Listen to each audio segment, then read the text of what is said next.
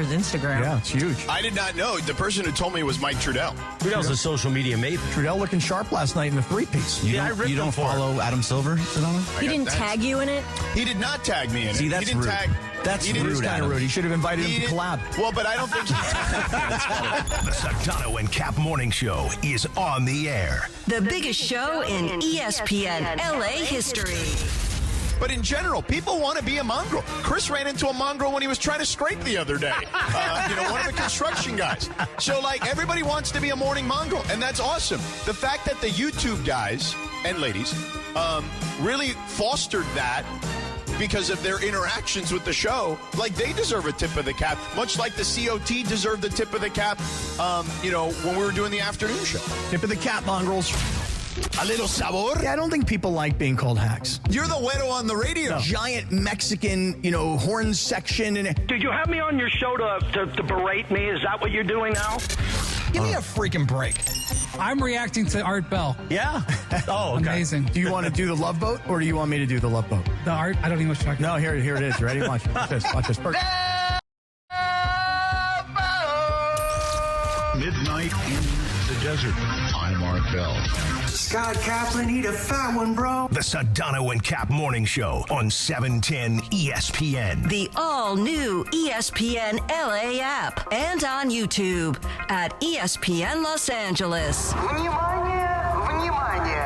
We're bigger than U.S. Steel. Wow, that's crazy. Well, you want to woo-woo? Bit boy. Right now. Monstrous. Beto, I don't want to eat that. We did it, Dad. We did it. You were riding high on the stinger last time. Oh, big time. So, Right, that's right. Of course we were.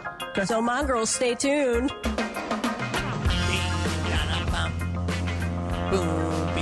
Come on, yeah. Yeah. Yeah. Boom.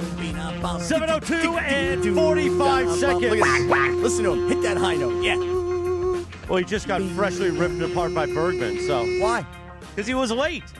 No, I'm definitely not late. Never You're been not? late. Nope. Scumbag. Never been late. Welcome to the Sedano and Kap Morning Show on a Trudell Thursday. Oh, Trudell. It used to be Fridays, but then you stopped calling me on Fridays. Yeah, well, you kept getting busy. Well, I am busy, but never too busy for you guys, as No. witnessed by my Let's presence. stop everything. Never too busy for Sedano and me. Let's just make it clear. Sedano's not here. No, but it's his show. He's the black hand, Yeah. and you're his guy. Well, but I'm here. That's why you're here in the first place. Let's be honest. Well, I haven't. I'll be honest. I haven't talked to Sedano about my not being here today. Now, will Wait, We I- haven't You talked are to here. Sedano in like 24 hours. Right, That's we okay. don't even. We have no wait, idea what his status Will is right Sid- now. Will Does anybody Sedano- even know him anymore? Will Sedano be hearing about the way that Bergman talked to me? Oh, I don't Yes. know. Oh, he will be. He Oh, I will like be this. very I like shortly. this. Okay. He will be getting a text. In fact, I had one half written. But then Bergman told me not to say anything. And I But said, then, well, yeah, I'm sure that's- Morales is going to say something. No, Bergman told me not to say something did, too, yeah. and I said, And- no, I'm doing it. Well, but so I the need second- content. So he came in. He's like, hey, the conversation we had, don't say anything about it. And I was like, okay. But then as he's walking out the door, I said, but I promise you, Morales will say Oh, of something. course. about I it. almost ran into you when I was running to pee. See, I didn't know that portion actually happened. I went in there, closed the door, nobody else, Yeah, and but had a there, you conversation should never with say. Trudell. You should never say. Don't say this on the No, air. no. Everything's on the air. That was the only reason. Well, no, that's the whole thing. Cappy, back me up here. Yeah. Not if we for say air. not for air, When you say not for air, that's the Yeah, but- precursor Yeah, for but Cappy, this is not for air. But Cappy's a different story because he'll say like personal stuff on the air. Well, there is something that I feel that I'm a little sad about because I Which did part? I got a text from Lindsay at 6:55 and asked if I forgot about you today.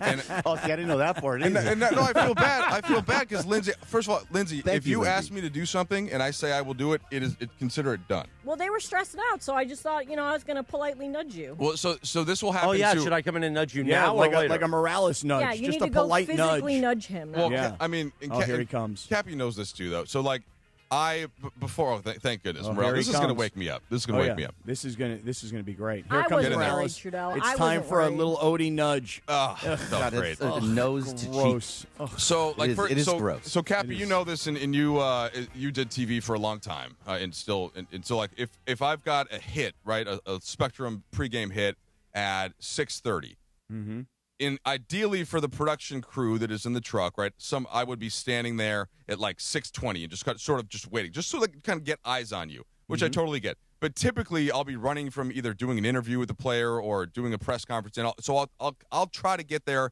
as close to 5 minutes early as I can, but sometimes it's 2 to 3 minutes, but I'm always there. And in this case, I'm now feeling for Lindsay because she's probably kind of looking at the clock. No, She's is he in traffic? What's happening? And that's where I feel bad. Morales and Bergman, Well, no, I was coming in on the train today, which means I don't get here until 6:50ish. Yeah. And the train ran late today. So I had to end up taking an Uber from Union Station because I wouldn't have made it if I took the subway. So everybody was a little, and we haven't heard from Sedano. He's still lingering. So I just think in the future, all you have to do is send a text to all of us and just say, hey, guys, hey, man. Hey, man. Hey, man. Hey, On my way.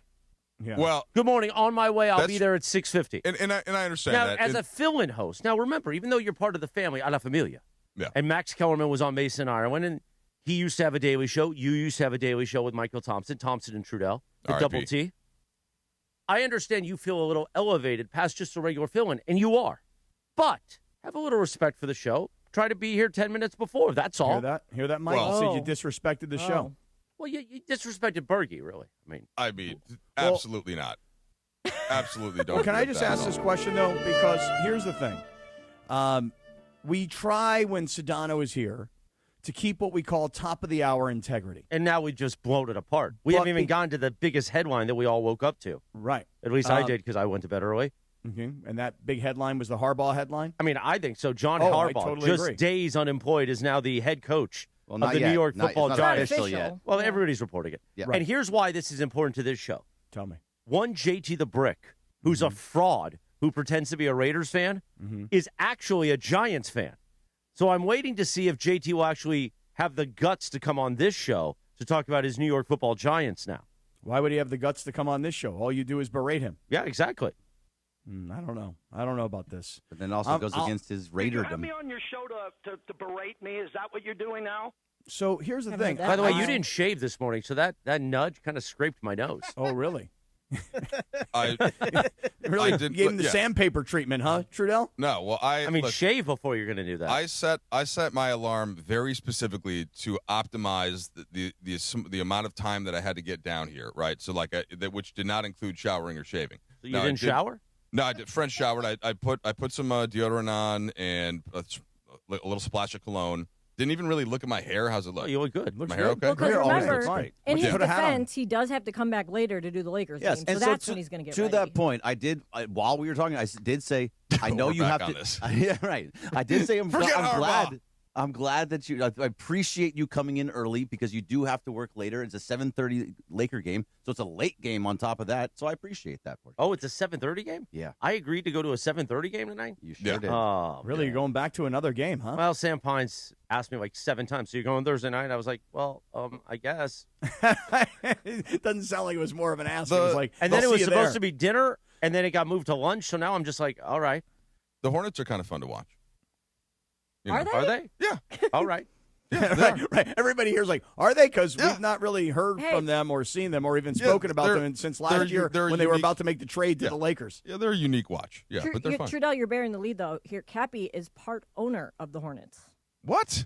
Do they have a horse or something? Yeah. Oh, nothing worse than the horse. They have a horse in the organization. I own the back hind leg, and so therefore. No, you know what you own. I do? You know. Because that's where it all started. That's how schwanz became a term, because you were talking about a horse. Oh, that's right. I own a small piece of the schwanz. Again, early kids in cars. Kids in cars seem to be positively influenced by the word schwanz. So I think you give it up to those kids. Most kids aren't in cars yet. Like so, there's no kid that has to be at school until 8 o'clock. I feel like, right? Yeah, you feel good about that? Well, generally. I mean, your kids probably don't get to school till 7:55, right? I mean, given, I'll tell you what. You want to know something else? My kids never late to school. Now, my kids, when I'm driving, never late to practice. Never late to games. I agree with you, by the way. When someone like yourself, and I feel like everybody in this group, you can absolutely 1,000% rely on everybody in this group. So if you know showtime is 6:55, because that's when Morales is going to do the pre-show introduction. Like this morning, he jumped on the air at 6:55 and he said, hey, look, I don't know who's doing the show today. I didn't actually know what he was talking about until now we got on the air, and I realized that you were not sitting in that chair at 6:55. So everybody here is ultra reliable. But let me ask this question. And here's the reality, Cappy. Okay. When you do mornings, at some point, everybody's going to oversleep at some point. Yes, that's exactly what I was about to say. Now, Yes. we've been doing this show since September. None of us have overslept. I don't remember oversleeping for Thompson Trudell.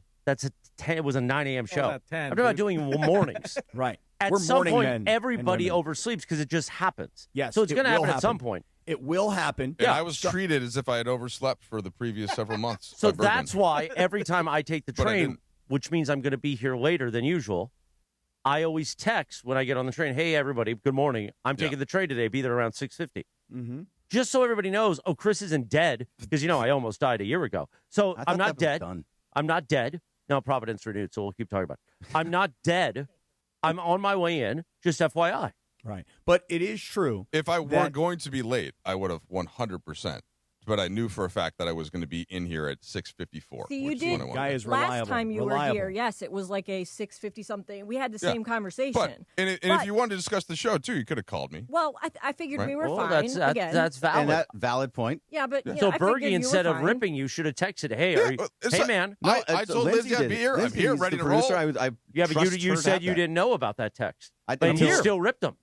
No, Berg, Why are you ripping Trudell? He's a friend of the show. Look at you That's how I flip-flopping felt. all over the place. He's connected to the black hand.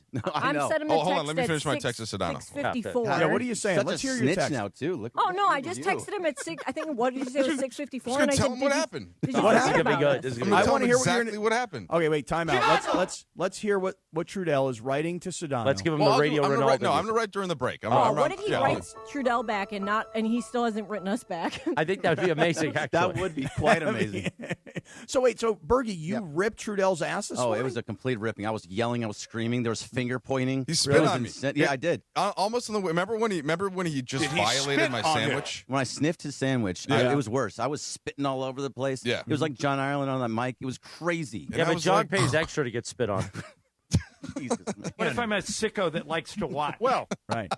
Well, you could go back to the beginning of the show and you could see Morales nudge Trudell right in the unshaven cheek. wait, what is that Ireland? What is that soundbite from? What if I'm a what's the- sicko that likes to watch? It's promoting something that we don't promote on the air anymore. Locked On Podcast by Andy. Why? Thank you. Because I don't care. You don't care. I care. I don't care. The fact that I'm in here, I still have to care. What do you care about? Don't worry about it. So Trudell. I don't care. Don't worry about it, he says. I knew Trudell would be here, and also we got to cut him a little slack because we did ask him. I just asked him yesterday, like, hey, also there's a Lakers game. Absolutely. Can't do it from home because we don't have any Comrexes. Like, thank Well, you guys thank don't you for coming in, understand. Trudell. I appreciate it. No, but We look, do. it is my job to be here. I'm doing no favors. You can call me. That is definitely part of my job. I just in the future, because it seems like it's going to make everybody more comfortable. I will find out exactly what time, ideally, you would like me to be here. And if that isn't possible, I will make very clear in a text message sent, I guess, 3 minutes before the one that I sent back responding to Lindsay. Well, now you're fine. I didn't realize that there was a text thread already, so we're good. There wasn't. I just texted him at 6:55. So wait, so Chris freaked out, lost his mind, No, blamed I didn't. it on Actually, Bergie. no, I didn't freak out. I was just like, oh, who's doing the show today? Like I even said in my tease, at worst, it's going to be Cappy and the crew, which we've done before, so I'm not worried about and look, it. and Cappy, here's the thing. I had thought that over the years of being here, and I don't know how many years this is now, that I had established enough credibility to if you ask me to be at the show, I will be at the show, and I will be prepped to do the show. Whether I prepped last night, which of course that's what I was doing. That's why I was up late, relative to in the morning. But now that I need to build that trust circle back up, specifically with Bergman, maybe to an extent with Mariah, I can do that. I can do that work, Captain. No, you're good with me. I can do that work. Yeah, everybody's good. I'm good too. See, you guys don't even understand that on Tuesday night, before the Lakers game, another 7:30 Lakers game, I went into Crypto.com Arena. I was down on the floor before the game. I was hanging out with Beto Duran. And then I left to go back to walk up to hang out with Chris and everybody up at the 710 suite. ESPN LA suite. That's right. And, I know that branding is very important to Yeah, you. and we don't know? say 710. Right. We only say it once, and that's on the ID. Okay, so the ESPN LA suite. Now, when you say branding, by the way, I do hear Mason and Ireland. They have totally changed the name of the morning show. They now call it the Morales Morning Show. So when we talk about branding, that'll be in 3 years anyway, so it's fine. They've rebranded in advance of the next 3 years. But as I was leaving the court, I ran into Mike Trudell, which is why yesterday I made the comment that I liked the three-piece suit that he was rocking. And I said to Mike, I said, I literally came down. Mike, tell me if I said this to you. I said, I came here to say hello to you. I haven't seen you since the holiday break, right? So, and then So you didn't say those specific words. What did I say? How did I say? Well, you didn't say I came to say hello to you because we sort of just ran into each other. Correct, but I said I came down here because I wanted to see Beto and I wanted to see you and I wanted to say hello to a bunch of people because I haven't seen people. You looked happy to see me. Yes, very happy to see you. Before you continue, what I'm just guessing is 10 more minutes of this story. Let's hit the bell, Jorge. It is 7:16, which means we've been doing the show for 15 minutes. In that time, you know what you could have done, Trudell? You could have gone and seen our friends at Valvoline Instant Oil Change, home of the 15-minute drive-through oil change. Visit SoCal Oil Change for location. Visit SoCalOilChange.com for locations and to score game-winning coupons, Cappy. Hey, that's a pretty solid read. Not bad. Not bad.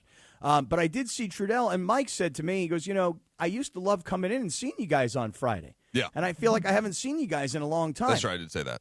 And then all of a sudden, boom, here you are today. Well, so what I missed? No, that's true. That part of what I missed was the cadence of coming to see you every basically Laker home game day, right? Because I would come in, would come see you guys, and then go straight to the arena. Now obviously I get to see DeMarco and Travis on most game days, and that's great. I was just telling you that I missed you in that context, and it's because it's a little harder, obviously, to do the morning show and then see you guys in this way. Well, so I just miss you. Is the point. Listen, for all of the anxiety this morning about whether or not you were going to be there, whether Chris knew who was going to be on the show, Chris was probably feeling anxious because he's riding the train and he's stopping at 7-Eleven and he's getting this massive coffee, and then he probably has to scrape after. No, the 7-Eleven is before the train. Right, I'm saying you go get your coffee. Then you go get on the train. Then you probably got to scrape. Then you're probably holding on for dear life as you're going on the subway. What's scrape? No, I didn't have to scrape. I don't hear a roof scraper. No scraping? I was very calm during all this. I'm not afraid of I'm not like you. Oh my God, there's no Sedano. What are we gonna do? I know we'll get through it. It's fine. You do really? But I will say it is kind of weird that he just disappeared. I'm a little worried that he got kidnapped. Actually, I haven't talked to Sedano yet. Where is Sedano? We don't know. He's in Philly, and he was doing the Cavs game last night, Cavs-Philly game, and then they have another game where they're playing each other tomorrow. So he is doing both of the games sidelines for TV. But I think he said he got called to Bristol, Connecticut, too. Well, so I feel like that was next week. Oh, I felt because I tried to follow the group text with Sedano talking about in between games he's got to do this or that, and I'm like, I think he's going to Milwaukee at some point too to kiss the ring. Wasn't he in Miami too? Because he had to. He was kissing a ring there too. Yeah, he's kissing a lot of rings right now. Yeah, Cappy, don't worry about the schedule. I can't follow it either. It's just it's up and down. He's telling you Monday, Wednesday, Thursday. It's all over the place. No, I totally gave up. Here's the golden rule. He's a star. Embrace it. Here's the golden rule. Sedano could do whatever he wants. He's a star. So just get over it. Yeah. Who's not over it? I mean, this is what I said to you guys was, I go, listen, it's great to have Mike here. I'm like, but you guys, we don't need anybody else. We got 10 of us. We don't need anybody. I mean, I know Chris gets very nervous when Sedano's not around. I know. I understand. Well, the show's better with George on it, but it's fine. I love having George on it. I do. So, for the 2.5 days a week that we get with George, we'll take advantage of that. Cut that up. Yeah. Well, that's going to come back to haunt you. Put that in your text. We'll take it. That in my text. We'll take our 2.5 days. So this John Harbaugh thing is really quite interesting. Oh, would you stop? Get out of here. All right, let's do a read, and then we'll reset. Which read would you like to do? Let's do Seller's Advantage. Okay, I'll do Seller's Advantage. Talk about our friend Damon Wines, the CEO, who I believe will join us tomorrow morning at 9:40 a.m. Is that right? I think so. That would be lovely, as a matter of fact. Big fan of Seller's Advantage. How could you not be? Because if you're thinking about selling your home, you probably would like to do it as fast as you can. You'd like to make as much money as you can. You'd like to pay as little commission as you can.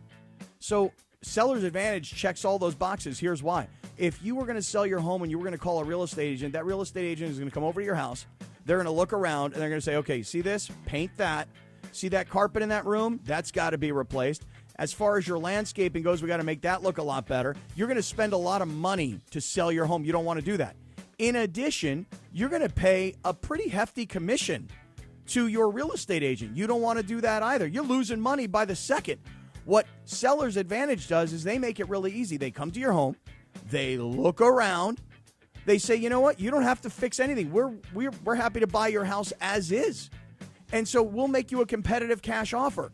We have found in talking to so many of the Seller's Advantage customers, people who've sold their homes through Seller's Advantage, that they actually got paid more than they would have expected. So Seller's Advantage wants to buy your home. They want to buy it as is, and they want to make it as fast and convenient for you as they can. they make it a cash transaction. So it happens really fast. And by the way, if you said, hey, look, I can't move for another 6 weeks, 8 weeks, we can make those accommodations for you, no problem. Also, let's say you don't have the cash for moving because it's all caught up in the house. We can even offer you a $20,000 advance. They really, at Seller's Advantage, do everything they can to make selling as easy and as convenient for you. You never have to worry about the deal falling through because it's a cash transaction. So call them when you're ready to sell your home. Could be right now. 888-390-AS-IS, 888-390-AS-IS, 888-390-2747, or you can visit them online at sellersadvantage.com. Don't worry, sell happy with Seller's Advantage. Thank you, Cappy. 721. The Sedano and Kap Morning Show. When we come back, we will reset the top stories. Hey, everybody. John Harbaugh, possibly, most likely, 99% of the way there to join the New York Football Giants. Plus, we get ready for Lakers basketball tonight against the Hornets because Trudell's here and so much more. And we'll try to track down Sedano. Wake up, mongrels. Trudell finally showed up. The Sedano and Kap Morning Show on a Thursday. Back in 3 minutes from right now. This is the Sedano and Kap Morning Show.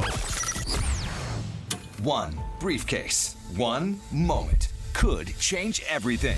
Yamava Resort and Casino at San Manuel is giving you a chance to own your destiny in 2026. Play throughout the month of January, and on January 28th, one Club Serrano member will win the case, and with it, a finale spot in any 2026 promotion, plus $400,000. Which destiny will you choose? It's all happening at Yamava Resort and Casino, celebrating its 40th anniversary. You in? Details at yamava.com. Must be 21 to enter. Please gamble responsibly. This is the Doctor in the Dugout with Dr. Alan Byer, presented by Hoag Orthopedic Institute. I'm often asked about people who suffer their first back injury, think they've pulled a muscle in their back, and they don't stretch enough as far as their back is concerned. So when do you seek care from a doctor when you've sustained a back injury? At Hoag Orthopedic Institute, we like to tell people that the most important thing is to watch and see if that back pain is radiating down your leg, causing any numbness, causing any weakness, or any bowel or bladder dysfunction. These are surgical problems usually and require a more urgent visit to the emergency room rather than waiting to see the doctor. If none of these signs are present, it's safe to wait it out, rest for a few days, and seek medical care from your doctor within a week or so. Hope that helps. Keep stretching your back. If that doesn't get better in a week or 10 days, that's when it's time to seek the orthopedic specialist. Hope this keeps you on the field, and keep listening. We'll be back soon. Keep listening for more on the road to recovery right here on 710 ESPN. Fuego. Hey, fans. Welcome back to Fansville's Cheers and Tears. Oh. Okay, so like everybody deals with losing, right? To a rival on a last-second field goal. Whatever, it's fine. I'm totally fine. But I cope with losing with an ice-cold Dr. Pepper. Those 23 flavors are like so delicious. They totally wash away the pain of your college football team taking a big fat L. College football, it's a pepper thing. My name is Whitney Allen. I am a widow. My husband Ryan died. We never thought in a million years we'd have to use life insurance. The unexpected happened. With Ethos, it is so fast and easy. It's 100% online. You can get a quote in seconds, apply in minutes, and get same-day coverage. No medical exams, and you can get up to $3 million worth of coverage through Ethos. Get your free quote at ethos.com/game. That's ETHOS.com/game. Time spent on application may vary. Online health questions required. Morales here, and if you're in the market for a new ride, there's only one place to go. You know where it is, the Big Cat, Felix Chevrolet. You know the one right off the 110 in downtown LA with that classic black cat, Felix the Cat, smiling down on Figueroa. They've been serving Angelitos for over 100 years with unbeatable deals, an amazing selection, and service that treats you like family. A la familia. So whether it's a brand new Chevy or a certified pre-owned, make your next stop Felix Chevrolet. Head over to Felix Chevrolet, the Big Cat today. Ask for my guy, the GM Nicky D, and say, hey, I want to see that big cat. You're hanging out with the Sedano and Kap Morning Show. The balance of how you drive me crazy and also make me laugh hilariously is like the perfect balance. See that? Perfect balance. Yeah, perfect balance. Yeah. Back to Sedano and Kap. 7:25, good morning. The Sedano and Kap Morning Show. Cappy, happy 45th birthday today to Pitbull. That's it, huh? 45? 45. Ali. Pitbull's He just turned 45. Actually, that's why I read it. Yeah. Yeah. I'll be 45 in November. I didn't realize Pitbull was this close to my age. All I know is this is my favorite Pitbull song. Is it?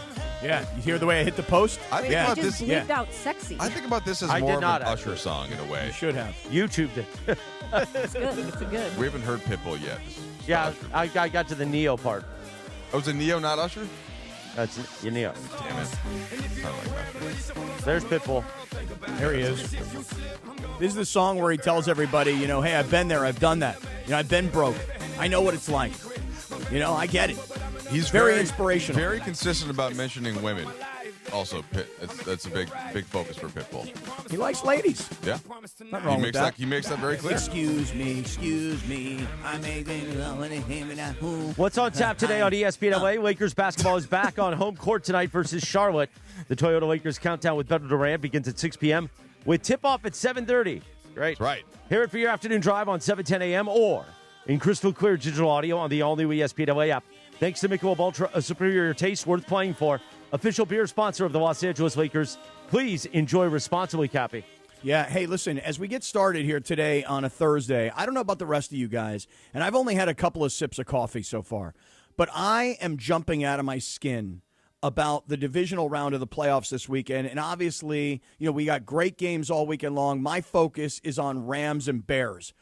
That is the big game, obviously, that we're all thinking about, and it's going to be the Sunday night game. And I say Sunday night, 3:30 local time. But it's the game that they have saved because they think this is the best game of the weekend. It's a great storyline. You've got on one side, you've got a rookie head coach who's made a lot of waves so far this year, and you've got a second-year quarterback that a year ago, with a defensive coach, they got fired in the middle of the season. Who knew what Caleb Williams was going to be this quickly? So you've got that story of the Bears on one side. Not to mention, the Bears lost an offensive lineman in the last game. They lost one of their star linebackers in the last game. The Bears have got some serious injury issues. On the other side, Mike Trudell, you've got these Rams who, at one time during this season, most people thought was the best, most complete team in the NFL. We have seen consistently, and they've done everything they can to try and fix the special teams, including firing their special teams coordinator, which is something Sean McVay's never done in season, and they still have had special teams problems, including a blocked punt last week.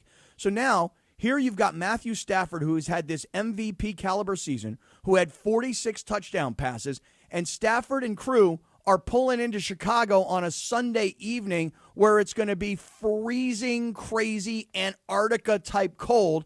And so the storyline of Caleb, who won his Heisman Trophy in L.A. at USC, taking on the veteran Stafford, the old guy versus the young guy, the experienced coach versus the young coach. I'm telling you guys right now, I'm jumping out of my freaking skin already. It's Thursday. Let's get to Sunday. What do you think about all that, Mike Trudell? Well, Cappy, there's one thing you said there that stuck out to me, and I don't want to. I'll try to rephrase it, and let me know if I heard this incorrectly. But you said at a certain point of the season, you felt like if most people had to pick a team to win the Super Bowl, you said you thought it would be the Rams. Right. So, did you say that? Correct. So I have never felt like any team this year.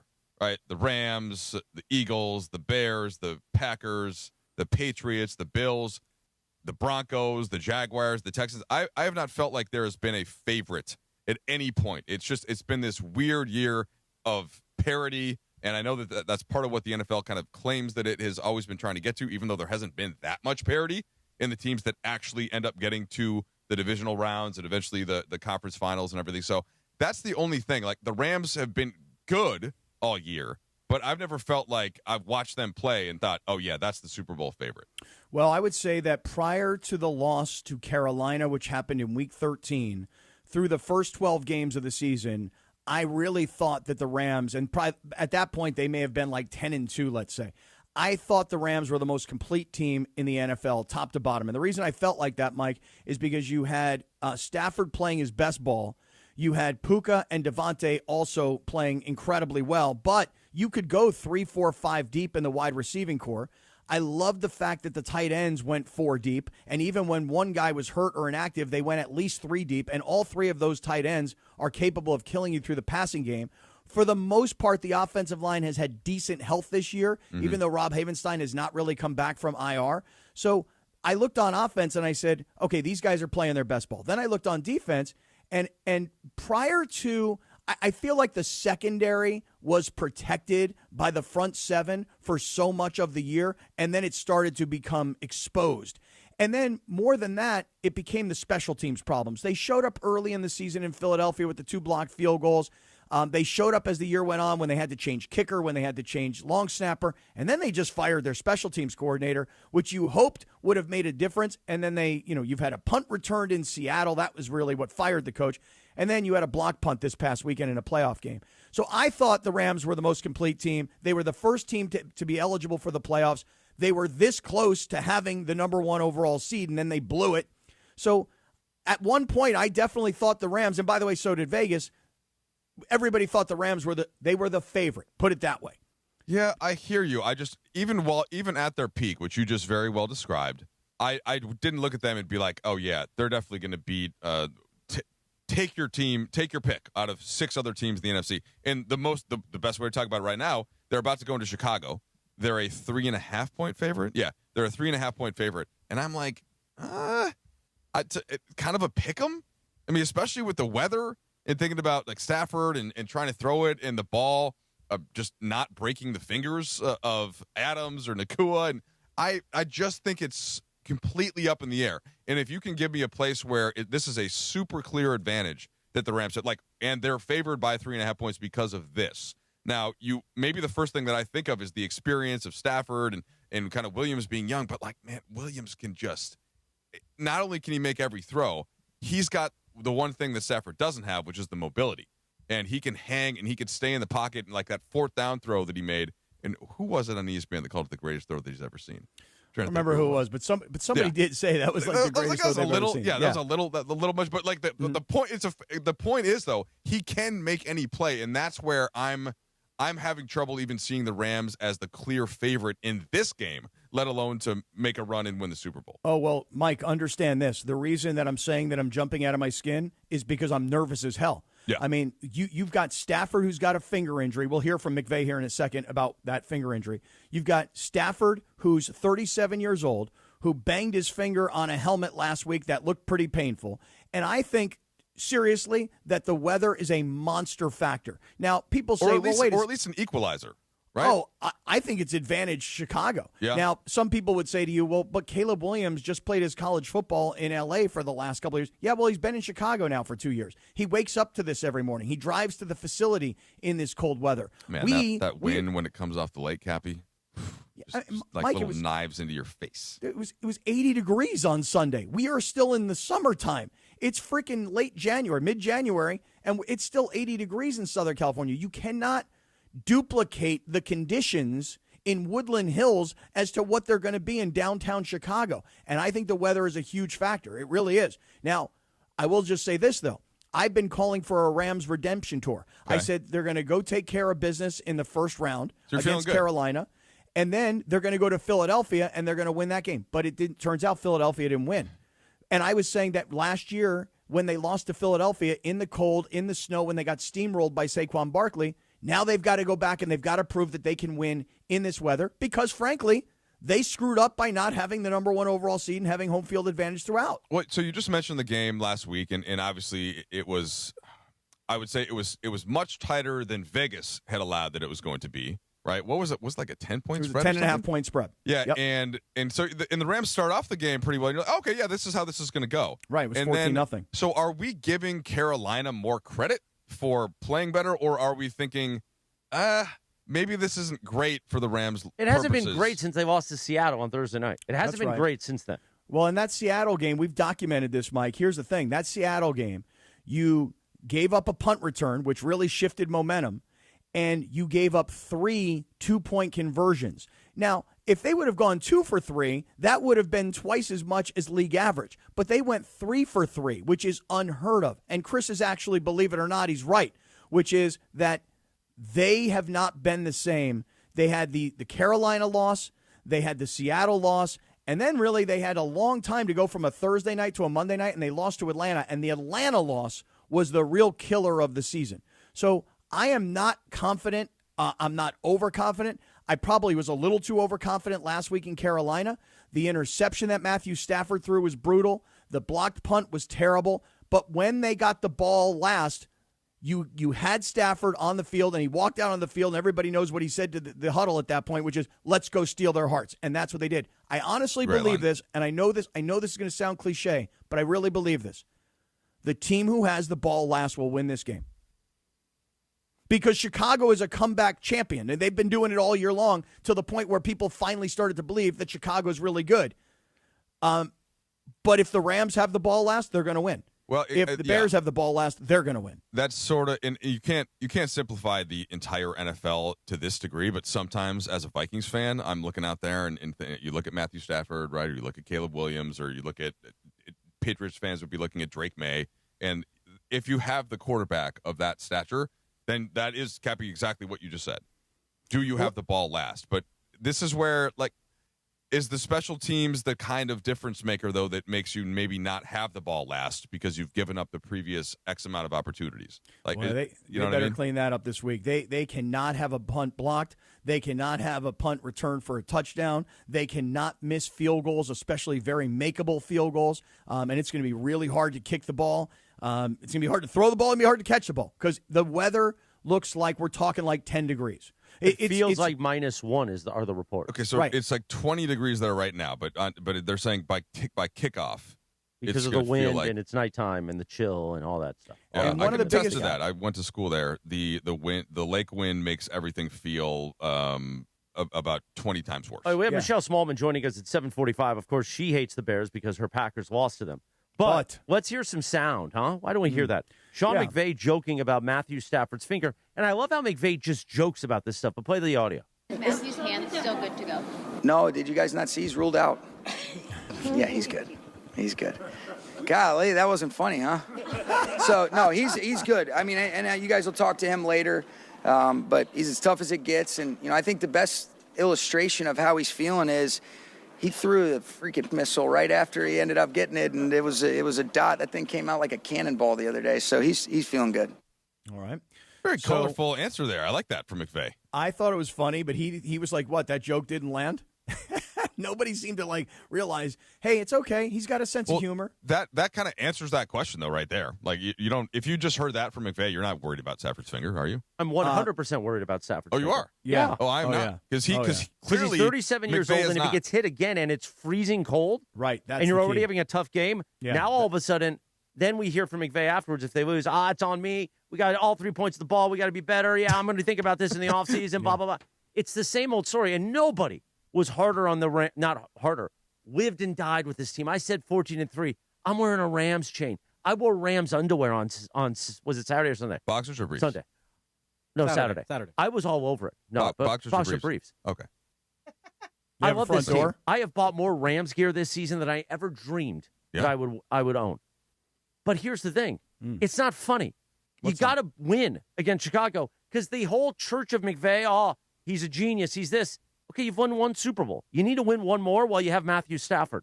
And that time window is getting shorter and shorter. We already know LeBron's not going to win another championship. It's over. But we still have a chance with the Rams that Matthew Stafford and this team can win a championship. But that is starting to look like it's not going to happen based on the fact that you can't take care of the Panthers on Wild Card Weekend. Well, they did. But they did take care of the Panthers. They did. Barely. Just barely. Barely. Should we do that? Should we judge that? Should we judge the game like, hey, they didn't win by enough, so we're not impressed? Okay, you guys all thought, wait a minute, when we did points against the spread, we were all like, they're going to blow them away. They're going to blow them away. They didn't blow them away. We were wrong. Can I ask you guys this? I'm looking right now at, there are 8 teams left, obviously, okay? I wouldn't be shocked if 7 of the 8 teams won the Super Bowl. Which team would shock you if they did? I was going to see if you could guess which one. I'll take a stab here, and I'll say San Francisco. Exactly, yeah. Just because they're just so hurt. They're so freaking banged up. I mean, with all of the respect to Shanahan, it seems like it almost doesn't matter. But like the personnel, I don't think they can win 3 more games. Like they maybe would, but Morales, that's back to the Rams' point. Like you're living and dying. And again, this is coming from a jealous Vikings fan. Just wish my team was in the mix and favored to go on the road and win a game. But I think the expectation of Super Bowl for literally any team that's left is probably a little bit irrational. You know what, though, Mike? I'll tell you this. the Rams should be, as Chris just points out, you've got a limited amount of time left with Matthew Stafford. He is 37 years old, and as much as we dealt with... He's great, but he's not he's not Tom Brady, He's getting hit out there. Yeah, it's not like Tom Brady didn't get hit. Stafford gets hit. Oh, no, I agree. What I'm saying is, his greatness isn't to the level of a player where if he doesn't win another Super Bowl, it's like, oh, I can't believe it. Like, he's great, but he's not an all-time great. No. Well, listen. He's going to be a Hall of Famer. Stafford is a Hall of Famer, but for sure a Hall of Famer. But I'm saying he's not. One more Super Bowl, and he becomes elevated into an all-time great. Because think about this. I mean, it's Brady with 7, and Peyton Manning has 2, but Aaron Rodgers only has 1.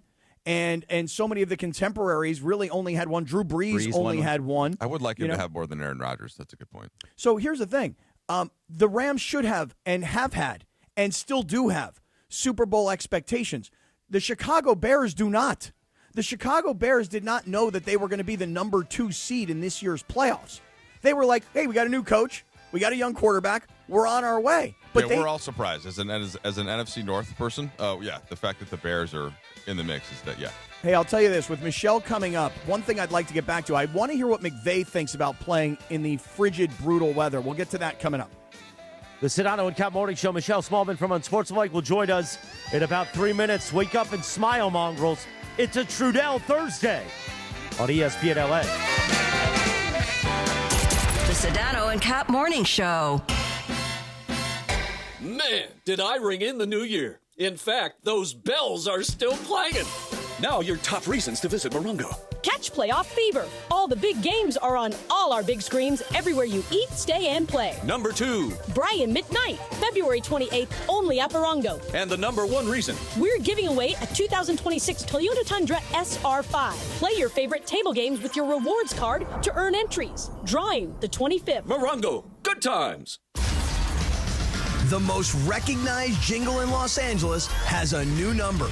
Accident or injury, call Jacob and Ronnie. Call Jacob 1-800-345-6789. Call Jacob. Hey, it's DeMarco. Game day in LA just got a whole lot more intriguing. Hendrick's Gin, uncommonly crafted with cucumbers, roses, artistry, and imagination, brings a flavor that's anything but ordinary. As the official gin partner of SoFi Stadium and your Los Angeles Rams, we're inviting Rams fans everywhere to elevate the cocktail lineup and make every game refreshingly unique. Find your next winning drink play at HendricksGin.com. Please drink the unusual responsibly. Hendrick's Gin, 44% alcohol by volume, imported by William Grant & Sons, New York, New York.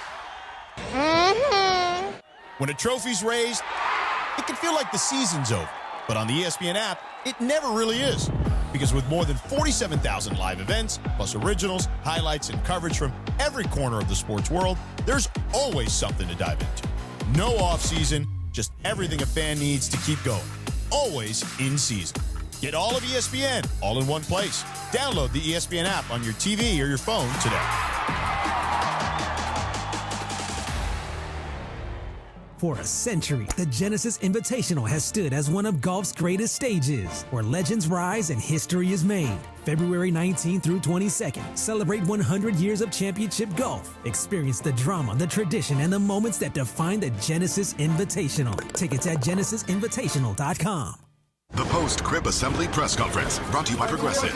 Michael, you had some trouble putting the crib together today. What went wrong? You know, those instructions can be tough, and, you saw the outcome. Were you upset when your wife pulled you and called in the backup? No, I mean, the baby needs a crib to sleep in, so whatever it takes. You've got a changing table to put together next. It's got a lot of drawers. What's your comment? You know what? We're done here. Like it or not, sometimes you need a backup. That's why there's Progressive to protect your home and auto. Progressive Casualty Insurance Company affiliates and other insurers. Not available in all states or situations. Empower. Pete's back on the links with all new golf clubs and hopefully less swearing. Dang, sliced it. He worked with Empower to help him get good at money so he can be a little bad. Heads up! Oof. Talent sold separately. Guy said these were slice proof. At least he has money for lessons. Invest well, live a little. Start today at empower.com. You're hanging out with the Sedano and Kap Morning Show. It must be quite a thing for you to see two stars of our magnitude. Sedano and Kap have taken over Morning Drive. And this isn't some hologram nonsense. This is in the flesh, baby. The two of us together. More Sedano and Kap right now. 7:45. Good morning. The Sedano and Kap Morning Show on a Trudell Thursday. Mike Trudell hanging out with us. Cappy, on this day in 1977, when you had a big Jufro, the number one hit, Leo Sayer, You Make Me Feel Like Dancing. Did you have a fro at 77? Dude, I had a bomb fro. I know. I figured you did. Oh, yeah. And by the way, it's kind of looking kind of fro-ish right now. Yeah, it's getting a little weird. It's getting big and long and tall. And I think you should just go hat like me every day because of the headphones and stuff. Just let's give in. Year of giving in, 2026. Why not? Year of giving in, huh? Meanwhile, just submit. We continue to talk about Divisional Playoff Weekend. The great Michelle Smallmon at her new time. Thursdays at 7:45. You hear her with Evan Cohen, Chris Canty, unsportsmanlike leading into this show. Weekdays 3 to 7 a.m. on ESPN LA. Michelle Smallmon made possible this morning by Prize Picks. Download the app today and use code CAPPY to get $50 in windups after you play your first $5 windup. That's code CAPPY to get $50 in windups after you play your first $5 windup. Prize Picks. It's good to be right. Good morning, Michelle Smallmon. Good morning, everyone. How are you doing today? We're doing great. Michelle, now George is not with us today, but the legendary Mike Trudell is here. And I don't know if you're familiar with Mike, but Mike is the sideline reporter on television broadcasts for the Lakers. So in L.A., he is a monster superstar. Hold on. Just stop. Look, Michelle, I have recently learned some information that makes me think, because we haven't spoken before, that this is not going to go very well. Now, I am from Minneapolis. Oh, no. I'm from Minneapolis. Okay. And so, therefore, I'm a lifelong Vikings fan. And do I understand that you have embraced the Green Bay Packers in your life? That is indeed correct. Go, Pack, go. So, I don't know how I'm going to get past this, honestly. Wow. But Mike, it's going to take a strange turn. You ready for this? The reason Michelle, I hate to put words in your mouth, so correct me if I'm wrong, but the reason Michelle, to use your word, embraced the Packers is because she's actually from St. Louis, and she gave up on the Rams when the Rams moved home to L.A. Okay, like you gave up on the Chargers, sort of. Oh, no, exactly. Precisely like that. Yeah. Yes, right. Okay. I get that. So now, Michelle, do you find yourself conflicted this weekend? Your hated rival Bears take on your former favorite, now most hated team, the Rams? Do you find yourself in a lot of personal conflict right now? This is nightmare fuel for me, guys. Like, this is honestly worst case scenario times 1,000. I can't even tell you how gross I feel having to even speculate about this game. So obviously the Packers blowing a double-digit lead in the fourth quarter to the Chicago Bears. Wasn't it glorious? In the playoffs.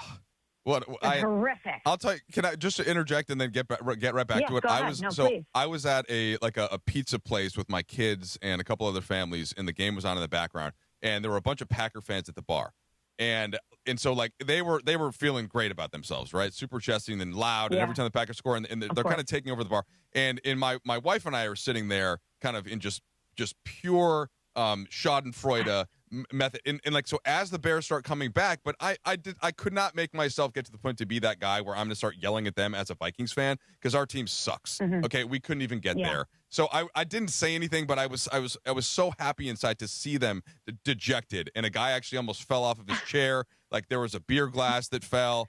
So I was just loving life watching these Packer fans suffer, and that's how I feel about you in this case. Okay. Well, thank you. I'm hoping by the end of this we can unite in our hatred towards the Bears. I don't really hate the Bears that much. That's the thing. The Vikings haven't really ever played the Bears and that kind of. So it's like we just hate the Packers. They haven't been competitive for a while. That's what I'm saying. Yeah, they've been a hot mess. Yeah, the Packers have been crushing us for years, and then there's all kinds of.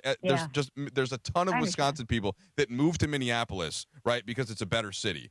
And yet they just can't help but wear the colors everywhere and tell us how bad we are. Do I sound bitter?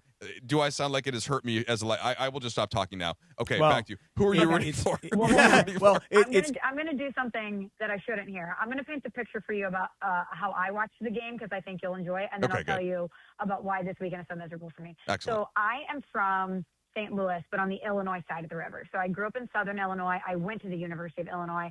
All my friends from college are from Chicago. They are diehard Bears fans and have quite literally never seen their team be good except for that Super Bowl run in the early 2000s in their lifetime. It's been horrific for them since then. And just like you as a Vikings fan, the Packers have been the cause of a lot of their pain.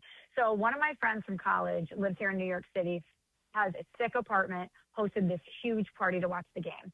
I show up. I'm the only Packers fan there, and there are tons of people there. And do you have the jersey on? On? At halftime, I had a sweatshirt on, yeah. So at halftime, we're up 21-3. And I said to them, because I was trying to soften the blow, I was like, guys, I don't think this is a big enough lead. Fourth quarter, Caleb, I don't know. I think that the Packers need to score at least one more touchdown early in the second half for me to feel comfortable about this. And my friend whose house it was, do you guys know what Malort is? For those who don't, it is a Chicago liquor, and it tastes like body odor and gasoline combined. It is quite literally the worst thing you've ever tasted in your entire life, but it's made in Chicago, and they take great pride in Malort because it's kind of like that Chicago attitude, like, this is so bad, and we're going to drink it. Just like the winters are so bad, and we're going to endure it. Our football team has been so bad, and we still love them. It's this. It doesn't have to be this bad, but we take pride in it being this bad. That's right. So he had a whole silver platter with airplane bottles filled with Malort on it. And here I was trolling them, passing them out at the start of the fourth quarter, being like, have this for the end of the game. We'll all do a toast. You guys, hey, you won 5 games last year. This is a great success. Don't get down losing to the Packers. We're just a better team. And then I watched it all unravel. And when I tell you that I was sitting in a chair and they surrounded me and screamed in my face and dumped on me and just told me how bad I suck and the Packers suck for a good 20 minutes before I could get my way out of the scrum and leave the apartment altogether, it was horrific. And then once I was walking home in the cold after the Packers lost, trying to process what happened, I thought, oh, my God, now they have to play the Rams. The only team on planet Earth that I hate as much as the Bears. Yeah. Yeah. Well, okay. So here's the thing. Once you get past the Packers and you get over this loss of the Packers, now you're exactly right. Let's pick it up from there. Because, you see, Michelle, you probably wanted last week what I wanted. You probably wanted Carolina to stick it to the Rams because that would give you great pleasure. See, for me, I couldn't wait for the New England Patriots to destroy the former San Diego Chargers of Costa Mesa. And it has given me great pleasure all week as all these Charger trolls have decided to come after me this week because they're all so upset about it. Hey, listen, I was rooting against the Chargers. I got what I wanted. Well, but for me, it was a perfect weekend because I got a Rams win and a Chargers loss. So I had a great weekend. Look, Cappy, Michelle, nobody roots for an ex in it when things didn't go well. Okay? For me, it was the Minnesota North Stars got ripped away from us as I was a child at the time. And so I will never root. If anybody that ever plays the Dallas Stars, I don't care if it's the quote-unquote the most current rival of said team, I will root against them first. So I feel like the answer here, Michelle, you have to get some of that disgusting Chicago liquor, and I've had it. I went to school there. You have to get that, and you have to sort of embrace it going into this one. I'm not saying you have to wear a Bears jersey, but you definitely are going against the Rams in this context. Oh, I don't know. I think. Okay, Michelle, so give it to us. Win. I want both teams to lose. That's not how it works. So that's not how it works. You got to pick a side. Let me tell you something. Not only do Chicago Bear fans hate me because I picked the Packers, and they hate me because I'm from St. Louis, and they're conditioned to hate St. Louis because the Cardinals have been so much better than the Cubs for their entire lifetime outside of 1 year. When I did my NFL Bachelorette and I whittled it down to 3 teams, it was the Jets, the Bears, and the Packers. You didn't consider the Vikings? You know what? I thought about it, but it just didn't fit me. It didn't fit me the way these other teams did. But by the way, great organization, great stadium. Thank you. I've been to Minnesota. I've been to Minneapolis. Beautiful city, very clean. Lots of lakes, lots of parks, great restaurants. I loved it. Yep. But Appreciate that. Heard from Jets fans coast to coast being like, hey, babe, I was born into this life. Do not pick it. Like, this is miserable. Do not choose this. So I eliminated them, and then I left the Bears at the altar, and I picked the Packers. So they have a trifecta of reasons to hate me. And when I tell you, they wanted to make sure that I heard from them. I got the meanest messages from Bears fans, and I get it. I deserve it. So I don't want them to win at all, but I don't hate anyone on earth, quite literally, more than I hate Stan Kroenke. Like, I hate him, and I don't hate anybody. He's like the only person on planet Earth that I actually hate for what he did to my city and people that I know. So I don't know what to do here. I'm in a glass case of emotion. I just want both teams to Michelle, lose. I get it. Listen, people think they're like, you take this whole Charger thing so seriously and so personally, and oh my God, look what they did to you, and you're this scorned ex who just will never stop, and you're so salty. And I say to all of that, you're exactly right. You're exactly right. I despise the Spanos family. I hate the fact that they play in Los Angeles, and nothing made me happier than to watch them get motorboated last week in New England. So now, Michelle, now you got who you going to pick though? You hate the Rams. You hate Kroenke. The Bears are your new rival. You got to pick somebody because somebody is going to win this game. She's going back to her Illinois roots and going with the Bears. I can feel it. So here's the thing. I really have to think about this, and I haven't dug into the matchup. I'm doing that today. As soon as I hang up with you guys, I'm going to my desk, and I'm getting prepped for tomorrow's show. I mean, the Harbaugh news took over everything, so I didn't do my X's and O's, like dig into the game. I know the Rams are favored in this one. I have to think about it this way. Well, first of all, I can never cheer for the Rams, and I can never cheer for the Bears. But the Rams specifically, it's just like, even saying those words out loud, like even the idea of cheering for the Rams makes me physically ill. Like, you guys can't see me, but I just shuddered. But I need to determine which team has a better chance to lose to the Seahawks or 49ers. Because my fear is that the Rams will beat the Bears and they'll go to the Super Bowl and they actually have a chance to win it.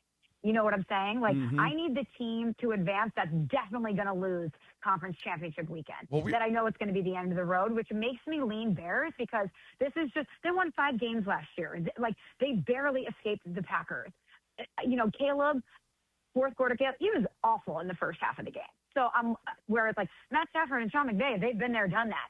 And the idea of them, oh my God, you guys, if they go on to the Super Bowl and win it, and then we have to go to LA next year where they're like hosting the Super Bowl and I have to hear about it all the time, that would be worst case scenario for me. I think that's actually a really clever approach for you. So I commend this method because you're thinking big picture and not just for your immediate emotional pain. Because whoever wins, it's going to suck for you, but it would be much worse if somebody actually had a chance to win it all. So I think you're trying to cover your bases there. And the problem, though, Cappy and I were discussing this earlier.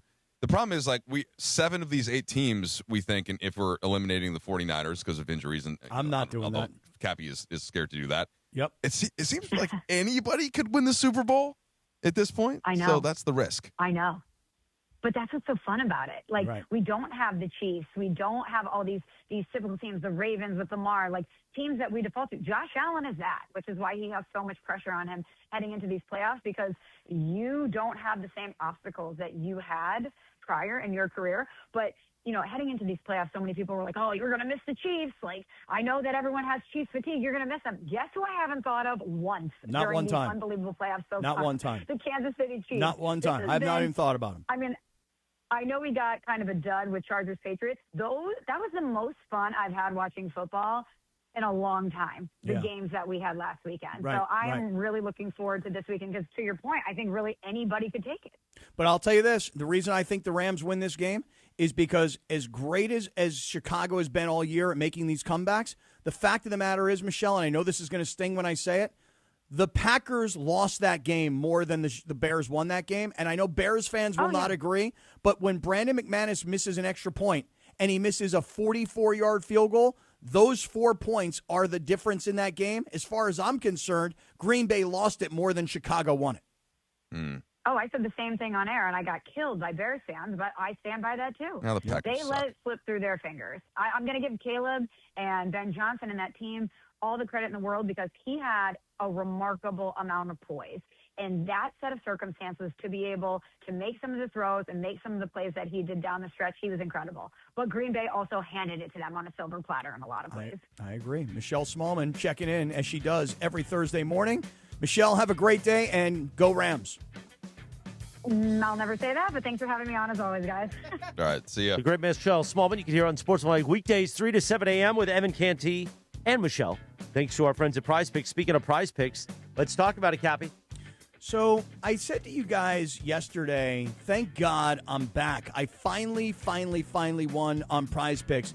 And Chris, you can let the Italian Stallion know that I'm feeling really good about it. Now, last night, we made a pick on the air yesterday, and we said we were going to take Sam Merrill, guard from the Cleveland Cavaliers, to go for more than 11.5 points. But, Lindsay, I don't know if you know this or not, he only scored 3 points. He must have left the game probably with an injury because also we had VJ Edgecombe from Philadelphia to have more than 1.5 blocks and steals. He got to 3. But I actually got a bonus and a refund from Prize Picks because Sam Merrill must have left the game. So for me, even if I don't lose, that's a win. Does that make sense? So in other words, you get that injury insurance on Prize Picks. If a player that you pick leaves a game with injury, you're good. It's not like it's some automatic L. It's great. And the other thing is this. Consider, as I did just 2 nights ago when I was so desperate for a win, consider that early payout option. If you've got a $20 power play to win $60, but they're offering you $52 right now, you can take your $32 in profit. Who cares about the other $8? Because maybe you don't win. So think about early payouts as something you might want to consider. It's a brand new feature on Prize Picks. Download the Prize Picks app. Use the code CAPPY, K-A-P-P-Y. Make your first $5 lineup. Get $50 in lineups right away. Later on this morning, I will make a prize pick of the day, and I'm already thinking about the Rams-Bears. I'm thinking about the Lakers and Hornets tonight. I'm going to put it all together, and we're going to win because Prize Picks, it's good to be right, and it feels really, really good when you actually hit a couple of wins. Thank you, Cappy. 8:02 on a Trudell Thursday on the Sedano and Kap Morning Show on 710 ESPN. KSPN Los Angeles, a good Karma Brands radio station. You jumped me there. Can't have it both ways. You know, you got to decide which one you want. We have found George Sedano, and he will join the show in 4 minutes from right now, Mongrels. This is the Sedano and Kap Morning Show.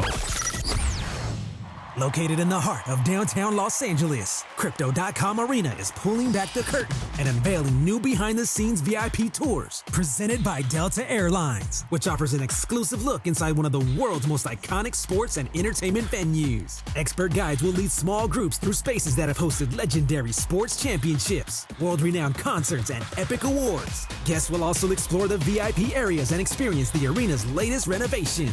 Visit CryptoArena.com/tours for more info. At Uline, the prevailing opinion is, if you don't live it, you don't believe it. The people at Uline believe in hard work, and they live it by being there 24/7 to answer your call, having 41,000 items in stock, and offering same-day shipping from 12 locations across North America. Business owners, sellers, buyers, shippers, and packers believe it. Uline is the hard-working, dependable source for your shipping and industrial supplies. Visit uline.com. Focus Features presents the film Hamnet from director Chloe Zhao and producer Steven Spielberg and Sam Mendes. Discover the untold story behind Shakespeare's greatest masterpiece. Winner of more audience awards than any film this year, Hamnet is a monumental cinematic experience. And now it's the Critics' Choice Award winner for Best Actress, Jessie Buckley. Hamnet is the best picture of the year. Hamnet, rated PG-13, may be inappropriate for children under 13. Now playing only in theaters. We love Mike T. What a year for LA sports. The Dodgers' epic Game 7 World Series victory. Shohei's unbelievable 3-homer, 10-strikeout playoff masterpiece. Luka Doncic joining the Lakers. Were one of those your top sports moment of the year? Or was it Kershaw's emotional final game at Chavez Ravine? LAFC lending Sung Hung Min or something else? Cast your vote at lasports.org/vote. Winners will be announced at the Los Angeles Sports Council's 20th Annual LA Sports Awards on January 28th. Vote today at lasports.org/vote. ESPN LA family, I'm personal injury attorney Joseph S. Normand. 2026 marks 15 years that you've trusted me to represent you. When you're hurt and down, I'm honored to fight for you in personal injury cases when it matters most. Numbers don't lie. I'm the real deal. The voice you hear is a voice you get. If you've been injured in an accident, call 213-747-1234, 213-747-1234, or visit normandlegal.com. Normand Legal, built on trust, proven by results. Change is in the air at LAX. Los Angeles International Airport's automated people mover trains are rolling soon as part of LAX's ongoing investments in improving your travel journey. The new trains will quickly move guests between all terminals. The new consolidated rental car center, metro trains and buses, and economy parking in 10 minutes or less. Departing every 2 minutes, they'll help approximately 30 million passengers per year. Learn more at lawa.org/ESPN. That's lawa.org/ESPN. Okay, I have to tell you, I was just looking on eBay where I go for all kinds of things I love, and there it was. That hologram trading card. One of the rarest, the last one I needed for my set. Shiny like the designer handbag of my dreams. One of a kind. eBay had it, and now everyone's asking, ooh, where'd you get your windshield wipers? eBay has all the parts that fit my car. No more annoying. Just beautiful. Millions of finds, each with a story. eBay. Things people love. My name is Whitney Allen. I am a widow. My husband Ryan died. We never thought in a million years we'd have to use life insurance. The unexpected happened. With Ethos, it is so fast and easy. It's 100% online. You can get a quote in seconds, apply in minutes, and get same-day coverage. No medical exams, and you can get up to $3 million worth of coverage through Ethos. Get your free quote at ethos.com/game. That's ETHOS.com/game. Time spent on application may vary. Online health questions required. Hey, this is Rich Eisen. You're starting your day with the Sedano and Kap Morning Show on ESPN LA. Don't forget my show. The Rich Eisen Show is coming up this morning at 9 on 710 ESPN and the all-new ESPN LA app. Now, back to the Sedano and Kap Morning Show.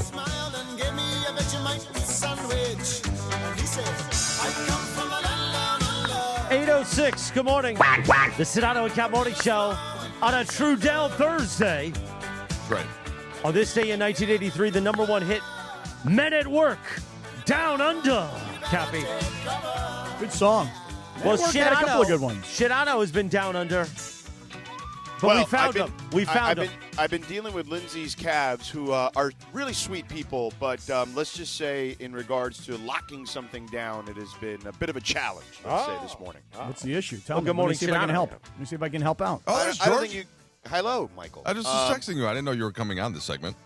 Yeah, I've got about a 30-minute window here. We finally have locked in a time, but I've spent all morning dealing with my bosses and the Cavs and going back and forth on trying to lock in this story about what they're going to do in the off day in this rare situation where you're staying in the same city to play the same team. And, I thought I was going to have an answer last night. I did not. That's why I said in the group text, Lindsay's Cavs giving me a bit of a headache here. Telling me they have to wait till the morning. So in the morning, I woke up and started, texting and calling. Didn't get answers. Started calling the NBA. Started calling my bosses. Was on the phone back and forth. My apologies for not texting this morning, Chris. I know you thought I was no longer around. Well, like I said to you, it's personally problematic to me if you die. So Yeah. I want to make sure you're okay. But I also wanted to put it on the record. So if something did happen to you and they found your phone, people would be like, oh, Chris was a good guy. He checked to see if Sedano was very okay. sweet. That was very nice of you. So if they unlocked my phone, you would be the only one that have wondered if I was still alive. But hope they know Morales was sweet. Morales was sweet to Sedano. Yeah. Before we get more into this, because we only have you for 30 we don't have to get any more into it. That's literally the story. I have just had a headache this morning trying to figure out and locking in a time because I've been dealing with our producers, our team on our side, the league, and the Cavs. And finally, the Cavs got back to me about 30 minutes ago. Because we want to tell you about how Bergman yelled at Trudell, too. Unless he already texted What you happened? that. Yeah, we'll do that in a Screamed moment. at him. Spit everywhere. But just a moment. Tell us about that all-new ESPN television app. Oh, well, listen. First of all, if you don't have the ESPN app on your TV, I don't know what you're doing, man. It has got the 4-box. To me, that is the greatest invention of all time on any app that you have. If you can watch 4 things at the same time, it's unbelievable. Like the other day when they had the divisional round and or the wild card round, excuse me, and you could do it again for the divisional round. You could have, Joe Buck and Troy on one side of the TV. You can have the Manning cast on the other side in the 4-box, and then you can have maybe like a college basketball game. I don't know. Maybe you could have some soccer on the other one. So there's a lot of different things you can put on there at the same time.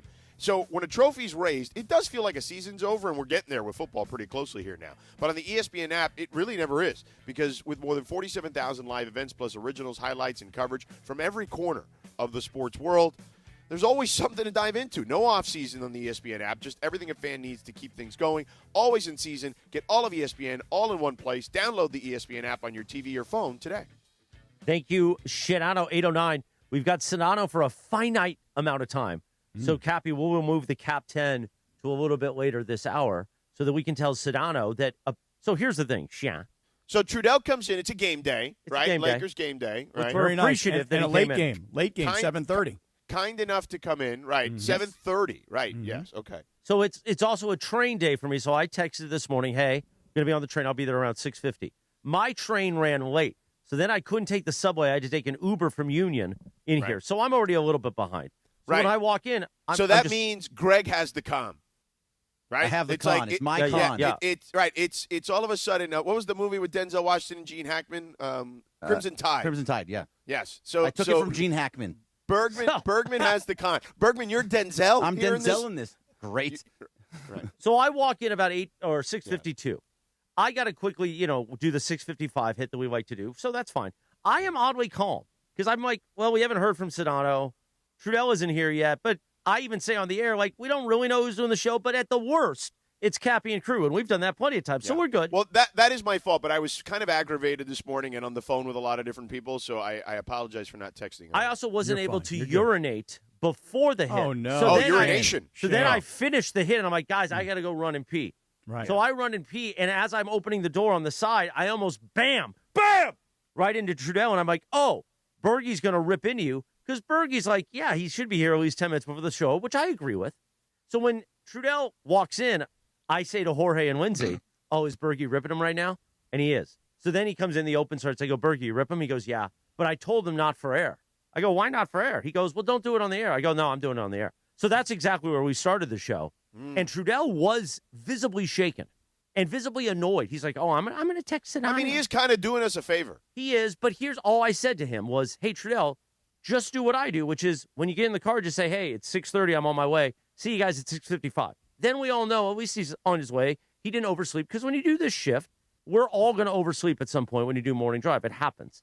But then we find out him and Lindsay had been texting on the side. Side text. And Lindsay didn't tell us that. Well, no. Actually, I texted him as Chris was doing the tease saying, I don't know who's doing the show. And I just texted Trudell and said, hey, did you forget about us? And he said, no, of course not. That was all. Information we didn't know when Bergie started to rip into him. Now, what did you say to him, Bergie? So I went in there, and the gun's blazing. Like, I took a chair, I threw it across the room. I was Bobby spitting. Knight style. Yeah, no, it was crazy. I took on the Morales persona while I was in there, just throwing stuff and getting really mad. And Trudell, but specifically told him, oh, this isn't for air, as though everything's for air here. No, see, we also have an understanding that if you say not for air, then we don't. Yeah, but this is like, we say not to air for Cappy, like, hey, by the way, my schwanz ain't working, not for air. But then he says it anyway, so okay. So what happened? So, Bergie, you walked in on Trudell and ripped him? I was just screaming, spit everywhere, things being thrown, papers Did he being ripped spit up. on him? It was nuts. It was pretty crazy. So, but then now we're okay. All right. But Trudell was upset. He was annoyed. But, 40 minutes of football talk, it chilled everything out. Right. Yeah. I gave him a egg bite. Oh, really? Yeah. Oh, look at that. That was the peace offering. And I nudged him, but he hadn't shaved, so it kind of scraped rough my nudge. nose. Yeah, it Chris's scraped my nose now. Sandpaper. Chris's nose is like, it's like sandpaper face. It's like bleeding. Well, it's not fun when you go to do that and you get sandpaper. It's like, well, you could have at least told me. You didn't know you were going to get nudged, did you? You know what? My Riggs actually complains when I haven't shaved and have any. He'll come up and give me a kiss or something. He'd be like, Dad, you're so yeah. He has a similar reaction to you. Too spiky. 5-year-old reaction, Morales. Yeah. I mean, wax that thing or something. Did the egg bite make it so we're okay now, Trudell? You guys good? Good? Look, we're okay. Am I thrilled with the way that was handled? I wouldn't say thrilled, but we're okay. The egg bite. You got a bat too. Yeah, he did. Now that did thrill me actually. Yeah, you got a what? He gave me a Dodger bat that I can give hold to it the up Twins. Take it out of the box and hold it up. Okay. It's a random gift. Like, Yeah, here hey. you go. Here's Well, a no, bat there for was- your there troubles. wasn't- Here's was an one- egg bite and a bat. The bat was in there, and Here you go for your troubles. I had expressed my For your admiration troubles. for the bat, for the bat. And here, let me unbox That's like it here. a Cappy move. Like, here, let me grab some from my prize closet for your Right, troubles. you guys know I drive around with an entire Right. prize closet. Oh, that in, is nice, promotion. Michael. That's Look a at this. nice looking bat. Let me see And that it's thing. dude, it's got Dodger. Can you see this? Yeah. Yeah. Yeah. Yeah, we have cameras. We can see it. Bergie, why did Trudell receive that bat and a bite? Isn't that nice? Because you felt bad? Well, yeah, no, because we were talking in another break where that he couldn't have anything to eat because he was rushing out of the house and all these other things. I said, I have egg bites that Gene makes me for the week. Bergman's just bringing solutions Well, here. those are homemade egg bites. They're not even the Starbucks ones. Oh, I thought they were the Starbucks ones. Egg bites. Wow. Gene makes them for you? Yeah, on Sunday for the whole week. Oh, that's very nice. Let me just ask Sedano one question here, because now he's got all the information. I don't even get coffee made. And so, I my only real retort to Bergman, and I heard him out. I watched as the chair flew over my head and hit the LeBron thing, and is he I okay? dodged it. LeBron is LeBron okay? The crown fell to his neck. He's fine. And so, and my only kind of retort was like, the crown fell off his head a long time ago. If I tell you I'm going to be into the show, You don't need a crown. He got a patch. Morales. He got a badge. My sort of retort, Sedano, was, look, I had thought that I had built up enough trust where if I tell you I will be there. Yes, then I would will be- agree with that. And, I said the same. And I will be prepped, right? Yes. Now, if you want to prep Right. something specifically, just absolutely call me on the way in. We can talk the night before, whatever you want. Sometimes Lindsay will send me stuff the day before, sometimes the morning. So I thought all of those channels were wide open. And Right. if there was you concern thought on you'd earned the trust. and if there, but at the same time, I get their point. So I was just that was my only retort was like, all right, guys, look, if you wanted to discuss something on the show, then by all means, tell me so. Yeah. And that was all. So you went corporate, uncorporate, Greg, at the same time. Yeah, at the same time, you got to balance it out. But also to my part of I was being frustrated because we have a lot of fill-in talent that comes in with like 3 seconds before the show, and it's like, you know what, Right, Mike, but the 10 difference minutes. is the difference is Michael's a professional. Yeah. Oh. The other difference, George, is that you said he's doing us a favor. Mike didn't think he was doing us a favor. He actually said, I'm doing my job showing up. This is part of my job for sure. But the favor, I think, meant it just in the terms of a little bit last minute and all the game. But Lindsay was very gentle in the ask. But like, look, I know it's a game day. Sorry about it. Is there any way? She was very nice about it. And I said, you don't even have to be. Just say sometimes. You say, hey, Trudell, we need you. Here's why. And I'm there. I got you covered. 8:17. It's a Cosm Ticket Thursday. Listen all day for your chance to win a 4-pack of GA tickets to watch the Rams take on the Bears in the divisional round at Cosm Los Angeles. When you hear the cue to call, be caller number 7 to win and experience playoff football like never before, only with ESPN LA. Sedano, Max Kellerman appeared back on the station yesterday. We got some of that audio in just a moment. But first, tell us about our friends, the home of the hardwood, the Crazy Hernandez brothers. Yeah, listen, everybody's getting wood and the hardwood from the Crazy Hernandez brothers. Cappy and Rachel, Dr. Clapper, right? A bunch of people. The Italian Stallion. Right? Yeah, exactly. So listen, you've heard us talk about our friends over at Hernandez Wholesale Flooring. You know about the authentic old school TLC, family-owned company who feature wholesale pricing year-round. Papi Hernandez started it 57 years ago. He's still there making sure Steven and Carlos, those Crazy Hernandez brothers, are doing it right. Mom's there, aunts, uncles, nephews, nieces, cousins, sisters, you name it, okay? Call them at 866-62-FLOOR. Get your flooring done. So my question to you is this. If you need new flooring, right? Why haven't you called that number yet at 866-62-FLOOR? Why haven't you checked out the Crazy Hernandez brothers at Hernandez Wholesale Flooring? Whatever kind of flooring you're looking for, they have it in stock. They have millions of options to choose from. The hardwood, the laminate, the tile, the vinyl, the carpet, even the artificial turf for the outdoor. Waterproof, scratch-proof, kid-proof, dog-proof, cat-proof, you name it, they got it. Hernandez Wholesale Flooring has it. The Crazy Hernandez brothers will always take care of you. And if you're a first responder, active military veteran, you'll receive additional discounts on top of the already low prices. Plus, if you find a better price, which I doubt, Hernandez, you call them at 866-62-FLOOR. Ask for the Crazy Hernandez brothers. Tell them your square footage. Tell them what some place is offering you. They'll match it, no questions asked. Shoot them a call at 866-62-FLOOR. Visit their showroom in Commerce, right next to the Commerce Casino off the 5 freeway. Or if you're in the OC in Santa Ana, check them out on the web, HernandezWholesaleFlooring.net. Hernandez Wholesale Flooring. No games, no gimmicks, just the best price in town year-round because no sale beats wholesale. Check them out on the web, HernandezWholesaleFlooring.net, or call them at 866-62-FLOOR. Thank you, Sedano. We'll stay here. Trudell, go back. I don't, why'd you get up to leave? We're not going. Sometimes we just do. Sit back down. Yeah, sometimes we just do reads in the To break up content. We're not like some of the other shows an that egg just bite. can't get it. I mean, Just wants a Mean Gene egg bite. That's all. So Max joined what show yesterday? Mason in Ireland. Okay. And we have some I like audio that Max is making his way back onto the airwaves, by the way, because for all that time that he was in hiding, if you will, now. Well, no. When I say it like that, what I mean is that he kind of went away. He went out of the public view, did he not? I mean, he did for a long time.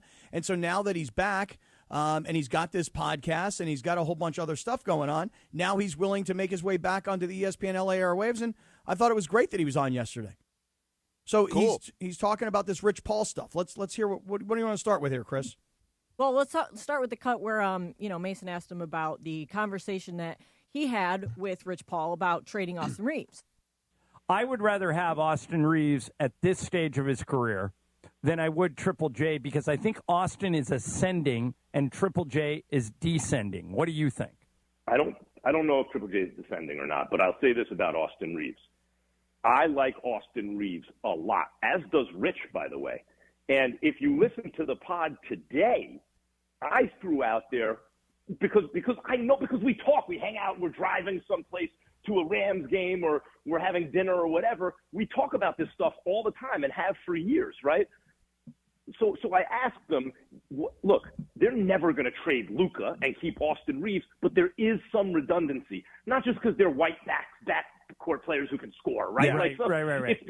It's because they're on ball point guard scorer types, right? Okay. Right. So in with the second apron, you can't really afford redundancy nowadays. You can before it's time for them to get paid, but once they get paid, you can't be redundant. And because Luka is an unwilling defender, which I've been all over him about, and Austin Reeves is kind of like Steph in the sense that he's a willing defender. Yeah, right. He's just not very good at it, right? Right. I think it's a problem if all of your resources are funneled to those two places.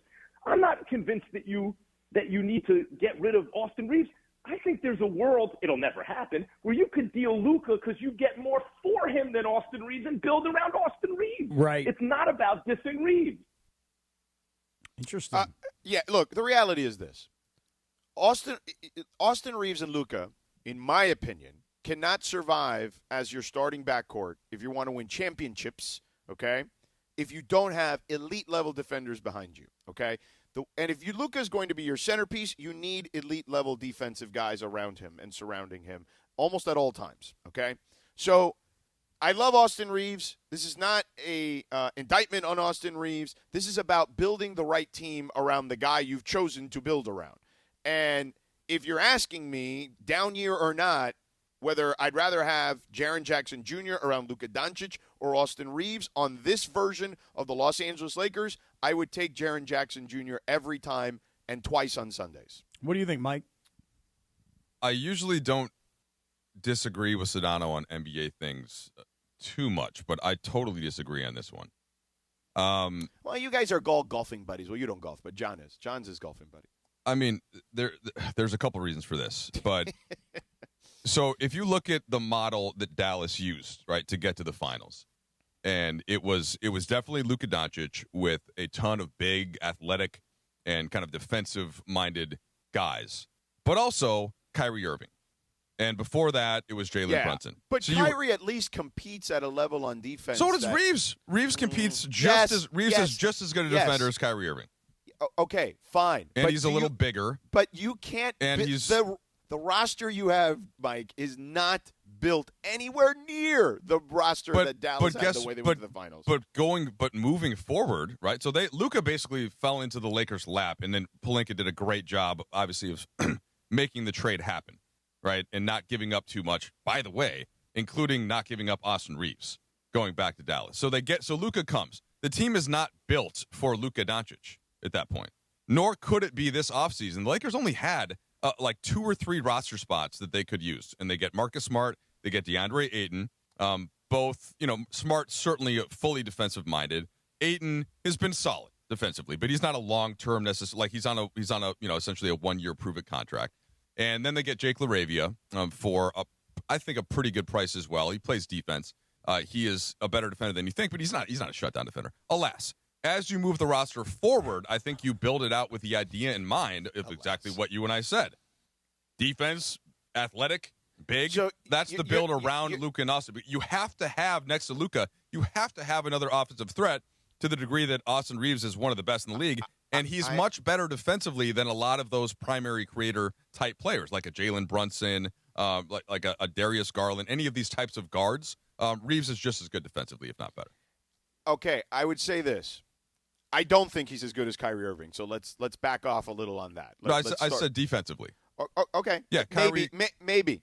Kyrie already won a championship, All-Star games. Yeah, Kyrie's a better The problem is the Lakers also want their cake and eat it too, that they don't want to actually part with any draft capital either to improve the roster around Luka right now. And I think when have they not parted with draft capital? Well, they seem to be hoarding it at the moment. They've done nothing but part with draft capital for years. They really? Parted with all of the draft capital they didn't to part get with Anthony any Davis. draft capital. They didn't part with any draft capital this offseason. For what? There wasn't anything available this offseason. Was there? I don't know. Well, and also we could go back and relitigate a bunch of different. Because you couldn't fit it onto the roster when you have LeBron and Luka at their max numbers, and then you were going to. What have about to pay this trade Austin deadline? Reeves. Well, I don't know. I'd have to sit it's here a LeBron and issue.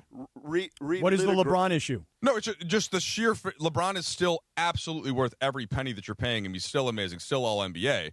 Like, my point is, when him on just literally on the books at his number 50+ means that you can't just go out and just right. But you're going to end up putting Austin at $50 million. No, Austin Reeves is going to be a $50 million no, he's player. Not. He's on the fun max. You're talking about 35% of the cap. He's only going to be 30% of the cap, even at his very max. It's still going to be $240 million. No, it's closer to $40 million at max. Whereas Jaren Jackson Jr. That's not what's been reported. Jackson Jr. on his next contract, he's going 49, 50, 52.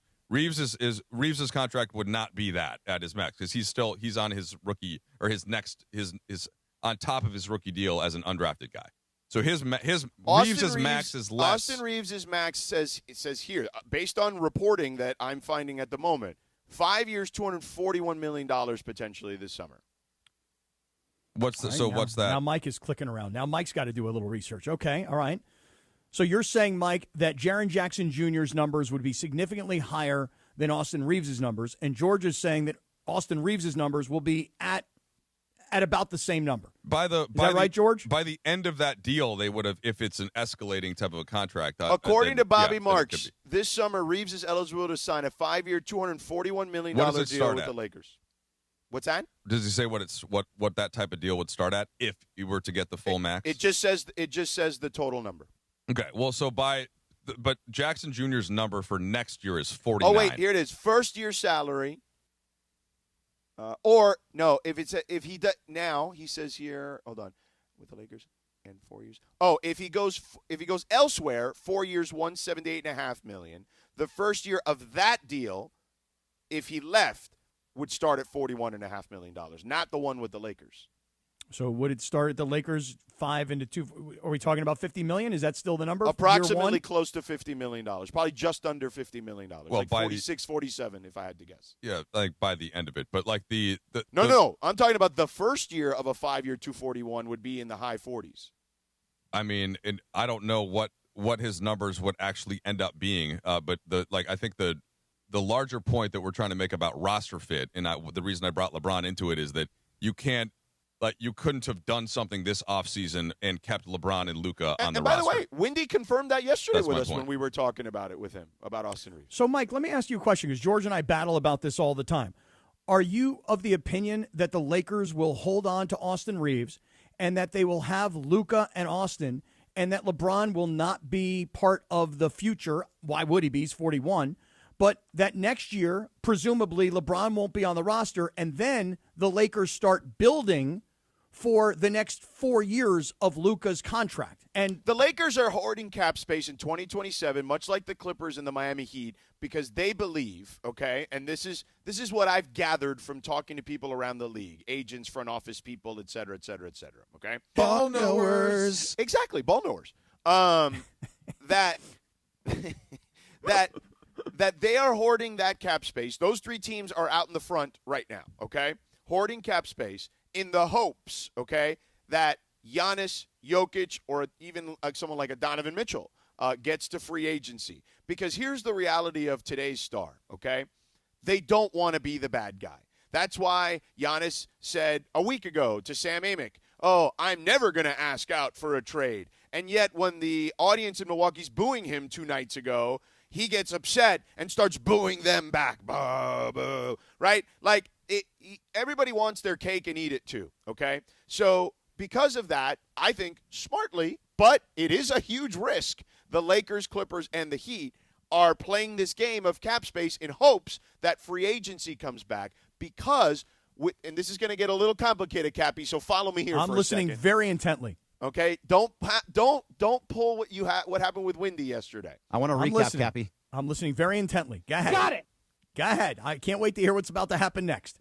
Okay, the hopes is that because of the way this salary cap situation is set up now, teams are going to start to realize, and maybe that happens with Austin, Mike. Maybe they say, you know what, player X, you're not worth the full max. Now, Jokic will be for sure. Okay, that's not who I'm talking about. Well, plenty of teams have already done this. Houston didn't give Şengün the full correct, time. Yeah, correct. It's not but we're going to see new. more and more and more of that is the point. Yeah, penny pinching a little bit because of the second apron. Correct. Instead of giving the 35% max, they're going to give them like the 31% max. You know what I'm saying? Like more than the 30, but less than the 35. That's part of what I was hinting at when you threw out the absolute max contract that Bobby Marks could put together. Maybe, but I'm just telling you we have to operate under the guise of that is a real possibility that Austin says, no, I want the whole thing, okay, which is possible. Now, maybe it doesn't happen, but we have to operate that way. Now, anyway, back to 27. And this is the plan you like, Cap, because you want them to wait, okay? Mm-hmm. I do. So that is the hopes that because all these salaries start to come down a little smidge here and there, right, that leaves enough room for the Lakers to add a max player, for the Clippers to potentially add 2 max players, for Miami to potentially add 2 max players. They are playing this game in hopes that free agency comes back because the only way out of these scenarios for these distraught stars in their current situations is to wait it out now and not sign the extension and force the team that they're currently on to do one of two things.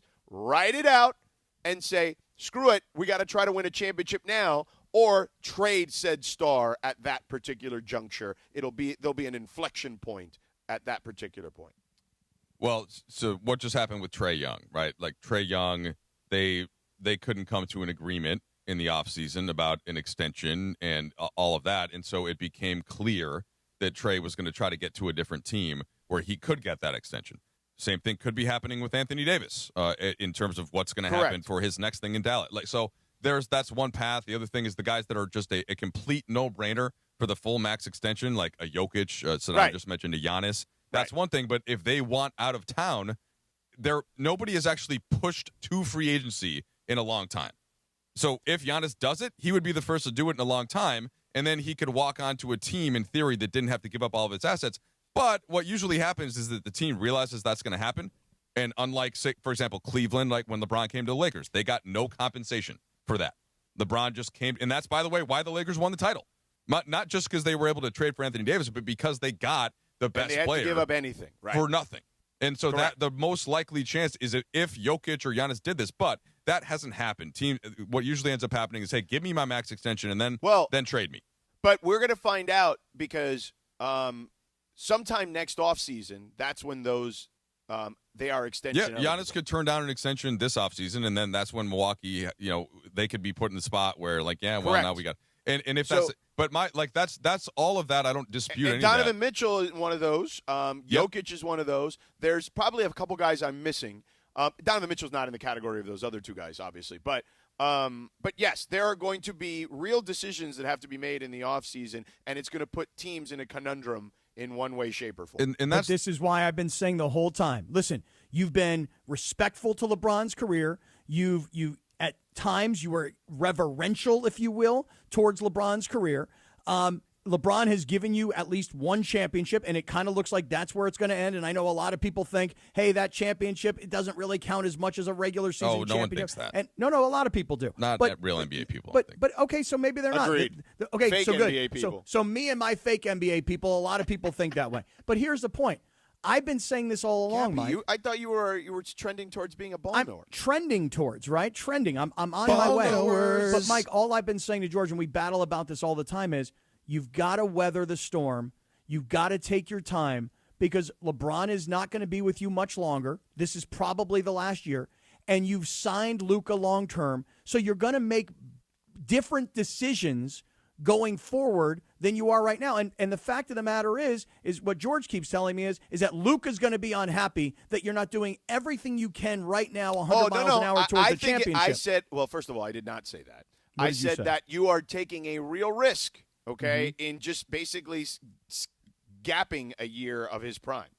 Okay, I think Luka knows the long-term future of the Lakers. I don't think there's any gapping going on. Well, they're not a championship team right now. Well, I mean, I agree they're not. Like right now, I wouldn't pick them to beat the Thunder, certainly in a 7-game series by any means. I think that they need tweaks. Ideally two athletes on the wing, like a perimeter guy and we've talked about that. This is why I love you, Michael. That is literally what I've been saying for months now. Well, it's clear.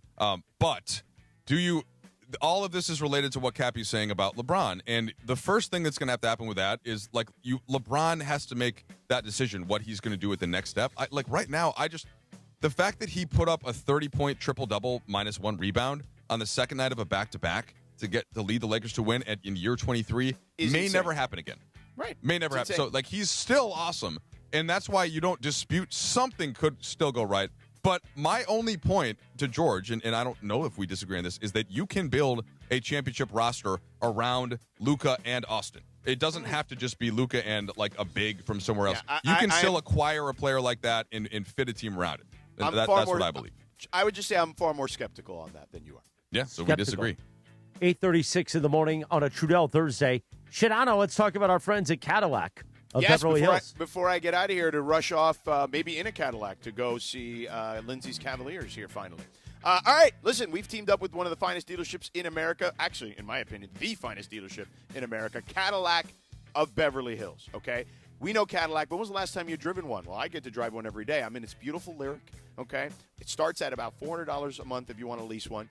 Unbelievable. Fantastic. One of the fastest SUVs, EV class, that there is in the freaking world. And they've got this brand new lineup of Cadillac EVs, sedans, and SUVs that define luxury at the top of its game. And you can find them all at Cadillac of Beverly Hills. Listen, you know when you're driving a Cadillac, you've made it. And why wouldn't you want to drive an American luxury vehicle? So go in and say hello to the incredible team at Cadillac of Beverly Hills. Say hi to my guys, Tony and Dan. Check out their new beautiful showroom at 8767 Wilshire Boulevard in Beverly Hills, or check them out on the web at CadillacBeverlyHills.com. Thank you, Sedano. Good luck with the Cleveland Cavaliers. We appreciate. Lindsay, I'll bring you something if they give me anything for you. Okay, thank you. I appreciate it. I will bring you something if I get anything. Hey, make sure since you've had such a difficult morning with them, make sure you see Sharom and you tell Sharom, hey man, let's get this together. Yeah, get it together here because he's the best. He's no, they're usually really good, but this was not one of those moments necessarily. It was a little challenging getting a hold of them, so kind of a stressful morning. So we'll hope you're better now. All right. I've been better. Actually, nice. This was very therapeutic, these 37 minutes. Yeah, good. Your skin looks nice. I can tell you that right now. Yeah, I got there's a lot of sun coming. Yeah, no, very nice. And then there were times where you were doing research and you were looking deep into your computer, and we got a lot of your forehead. Looked very nice. Are you going off to Temple? Yes. Okay. Oh, you're going to go to synagogue this morning? No, not to synagogue. As in the university, Captain. Oh, temple, not synagogue. Yes. All right. John Chaney Temple. Yes. Oh, John Chaney Temple. Okay. Yes. Gotcha. Okay. Yes. All right, see you guys bro. later. Bye. I'm glad Sedano didn't die. It would have been bad for my growth. Yeah. That means he dies, you die. No, I don't die, but then I got to re-schmooze. Right, I know. I'm not too tired of re-schmooze. I know, yeah. I'm schmoozed out, man. You're all schmoozed out, huh? I'm pretty schmoozed out. I don't know. You did a pretty good job of schmoozing the other night. You looked like a good schmoozer. Well, listen, I can still pull it out when I need to. Oh, you can. Yes, I can. Pull that thing out. All right, Cappy, at 8:38. It was time for him to whip it out. Exactly right. You, me, and Lindsay, let's talk about our friends at VisionWorks. You know, VisionWorks is where you got simple shopping. Unlike other brands, VisionWorks makes things simple by organizing frames by shape and price, because you want to start the new year off with new glasses, Cappy. Yeah, and you and I met with the VisionWorks folks at the 710 Studios. We're going to be going into these VisionWorks stores. Studios. Yes, we're going to be going into the VisionWorks stores, though, because I swear to you guys, I'm not joking around. Yesterday, I couldn't see anything. I'm looking at my computer, and everything was all blurry. I had to go get readers. I can't wait to go in and get my eyes properly checked and get whatever it's going to take to make it work for me. And scheduling an eye exam is simple at VisionWorks. You book an appointment that makes it easy and convenient for you. It fits your schedule. Could be the weekends, could be evenings, and available at every location. You know, Cappy, I'm going to go with you guys when you go for your eye exam, because I'm going to help you guys pick out some really cool frames and maybe even some sunglasses, since they have those as well, prescription sunglasses if you need them. And, if you don't want to go in the store, they have this really cool tool on their website on visionworks.com where you can pick out your frames based on your photo. Like you can see what they look like with your face. You upload a picture of your face. And you can see, these are the square ones, these are the round ones, like LeBron was wearing the other night. I do not think they look good on his face, but they might look good on you, Cappy. Well, I'm so glad you're telling me this because, honestly, this will save a lot of time. Rather than being in the VisionWorks for the next hour looking at which glasses look right, you could do it all online. And here's the thing, the 100-day guarantee. If you change your mind because you don't love the glasses that you got, just bring them on back. We'll make easy changes for you, no problem whatsoever. Plus, Chris, the BOGO. Buy one, get one. Absolutely right. Who doesn't like a BOGO? Right. Exactly. 2 pairs, 1 easy decision. Buy one, get one free at VisionWorks. And here's the thing. It's a new year. That means your benefits, right? VisionWorks accepts most vision insurance plans and helps you get the most out of your benefits. And here's the thing. If you don't have insurance, if you don't have vision insurance, they're going to make it like you do because they're going to take care of you with the best price out there. And it's tax season. So you know what? Instead of spending that tax refund on stuff you're never going to use or stuff that doesn't matter, or like Mike Trudell does, spending it on video games or some crap, guess what?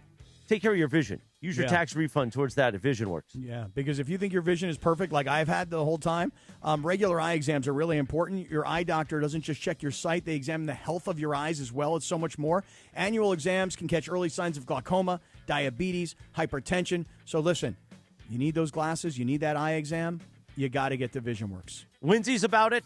Cappy's about it. And I'm about it. Our friends at VisionWorks. Meanwhile, we got to take a longer break here because we stretched it with Sedano. Okay. And who doesn't like stretching Sedano when you have the chance? I like hearing him and Trudell go at it. We're going to take a 5.5-minute timeout. Oy vey. But then, you know what? Don't say that. Most stations take like 2 10-minute breaks every hour. We play less commercials than everybody. But we do more to the live reads than everybody does, too.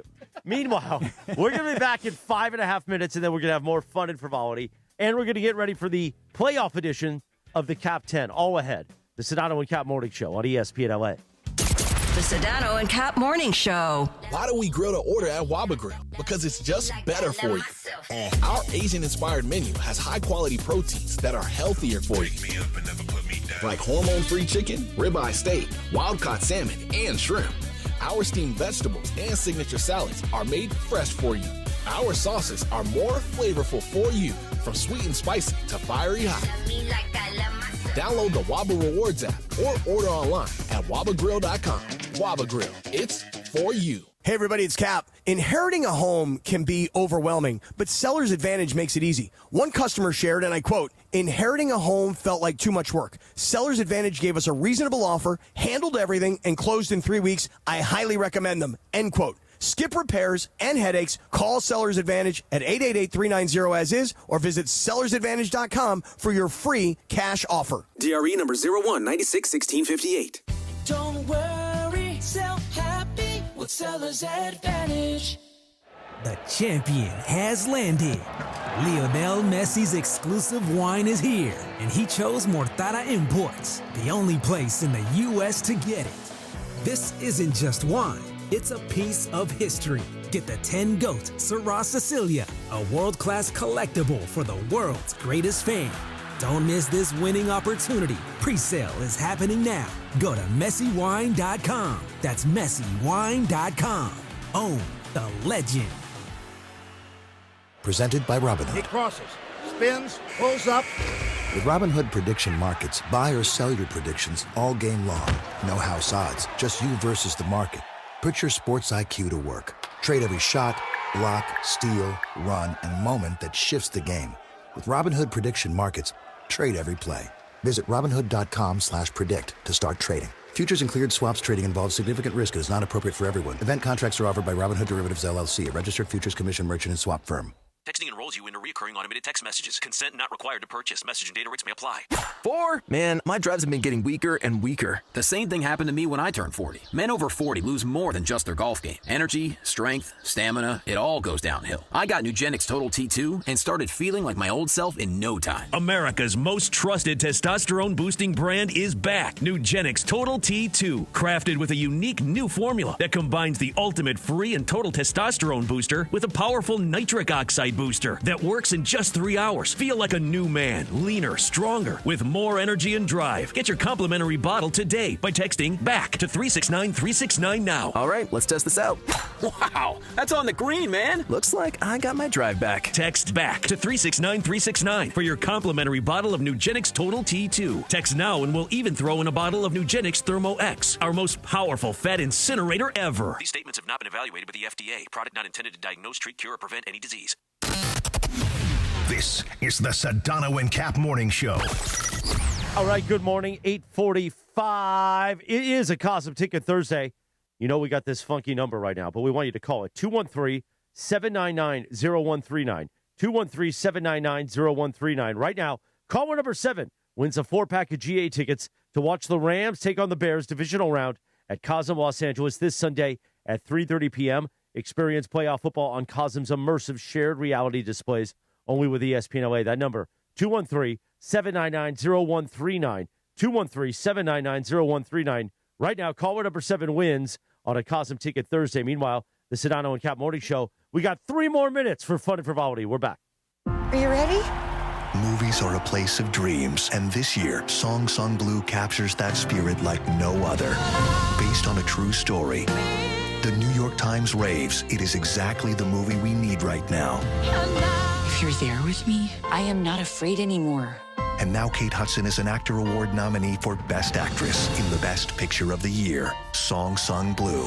From Focus Features, rated PG-13, may be inappropriate for children under 13, now playing only in theaters. Hey, it's Travis. Every legend has a story, and those stories are kept at Legends Attic in Claremont. Legends Attic is the premier sports memorabilia gallery and store that offers a unique blend of rare and iconic collectibles. It's a community for sports fans and collectors, so go check it out for yourself. Legends Attic, 619 West Foothill Boulevard in the city of Claremont. Visit legendsattic.com and be sure to follow Legends Attic on all social media platforms so you can stay connected to know about their upcoming signings and special events with Hall of Famers and pro players.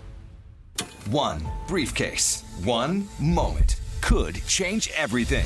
Yamava Resort and Casino at San Manuel is giving you a chance to own your destiny in 2026. Play throughout the month of January, and on January 28th, one Club Serrano member will win the case, and with it, a finale spot in any 2026 promotion, plus $400,000. Which destiny will you choose? It's all happening at Yamava Resort and Casino, celebrating its 40th anniversary. You in?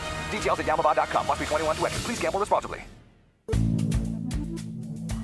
Good Karma Brands is proud to be an equal opportunity employer, providing equal employment, development, and advancement opportunities to all teammates and applicants.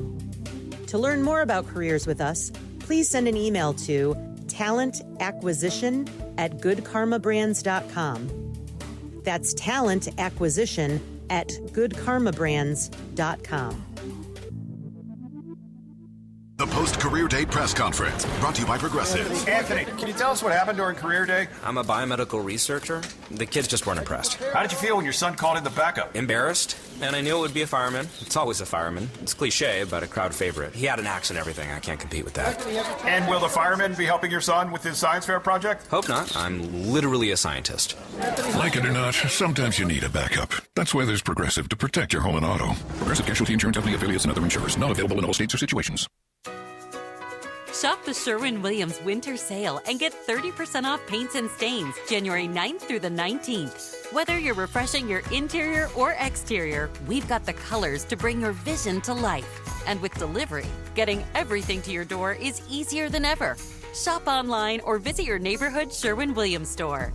Retail sales only. Some exclusions apply. See store for details. Delivery available on qualifying orders. Mornings on ESPN LA will never be the same. That is a steamroll demolition motorboat. Sedano and Kap have taken over Morning Drive. You're a grown-ass man. Do whatever you want. Back to the guys. Oh, yeah.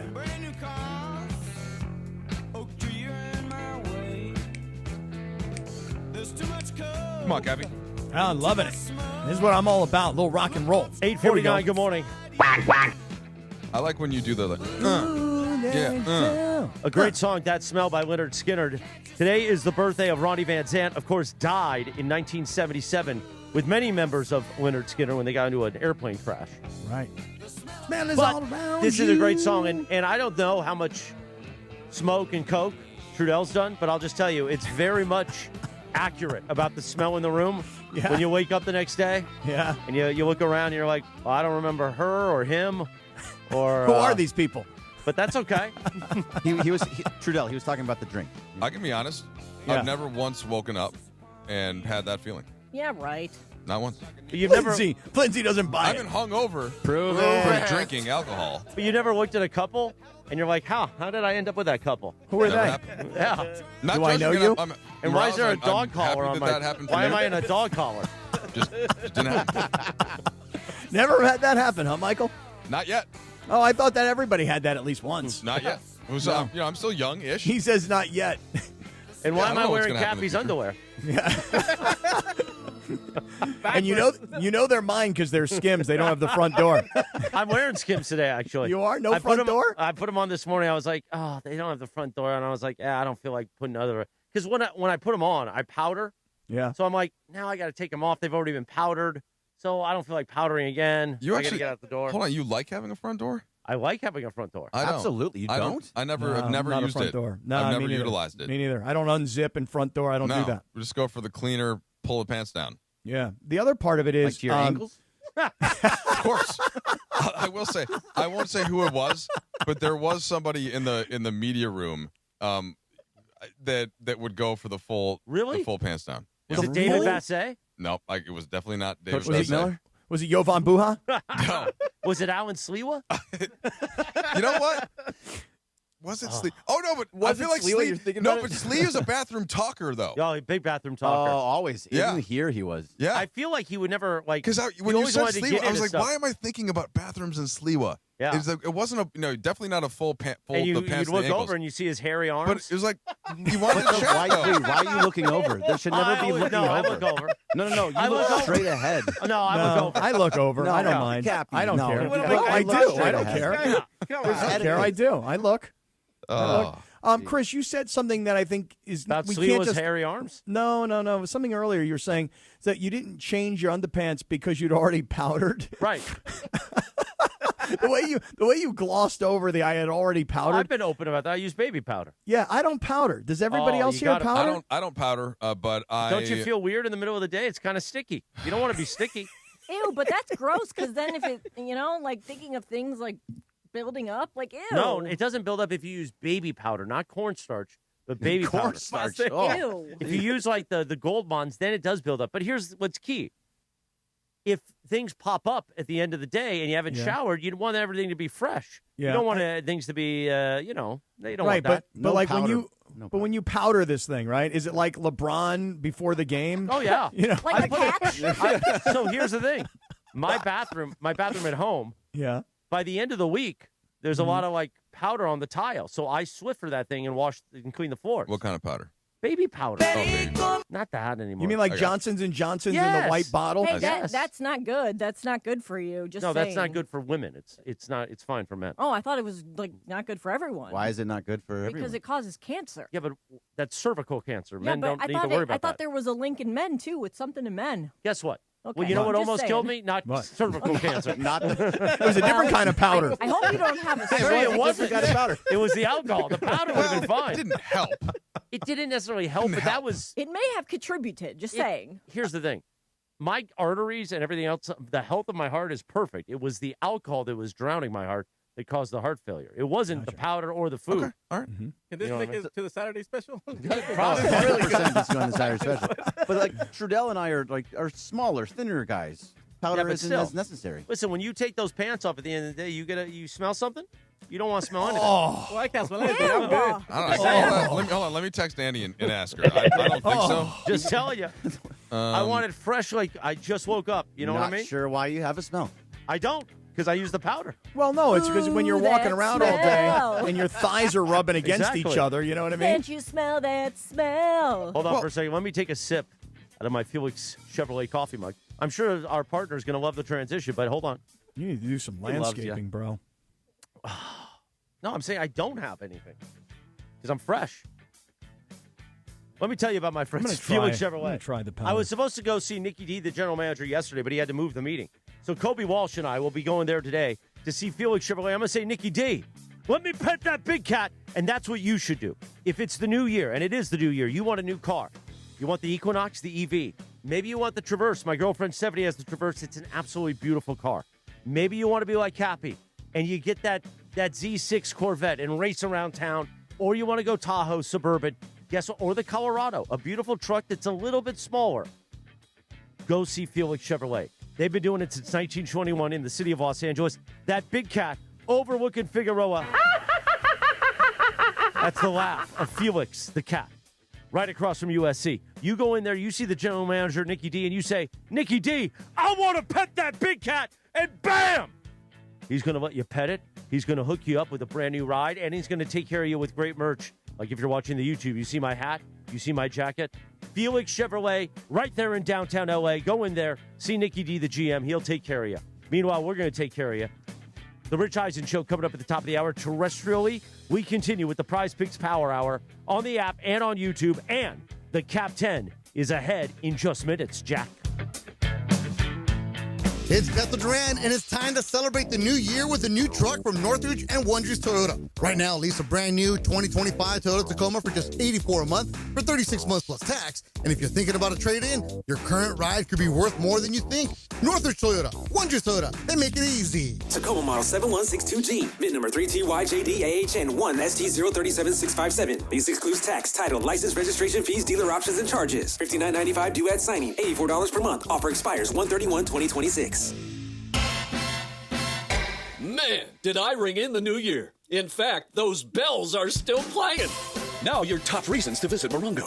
Catch playoff fever. All the big games are on all our big screens everywhere you eat, stay, and play. Number 2. Brian McKnight, February 28th, only at Morongo. And the number 1 reason. We're giving away a 2026 Toyota Tundra SR5. Play your favorite table games with your rewards card to earn entries. Drawing the 25th. Morongo, good times.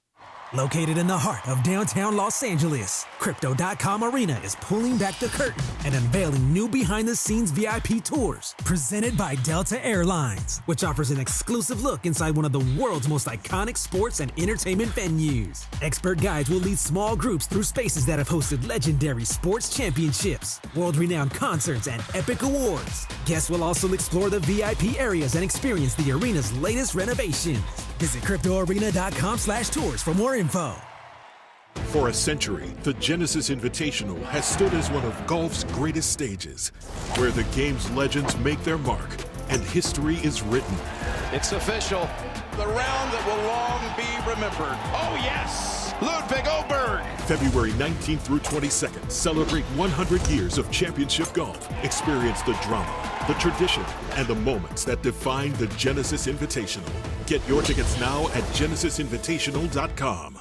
Hey guys, new year, new benefits, which means it's finally time to stop saying you're going to use them. ESPN LA fans, go to VisionWorks. Annual eye exam, easy. Simple scheduling, simple shopping. And right now, it's BOGO on glasses. 2 pairs, 1 tax return. Plus the 100-day guarantee. If your glasses aren't right, they fix it. Great doctors, tons of frames, no hassle. New year, better vision. VisionWorks, Rancho Santa Margarita, Lake Forest, Laguna de Guel, Fullerton, Brea, Bristol Plaza, and Buena Park. VisionWorks. See the difference.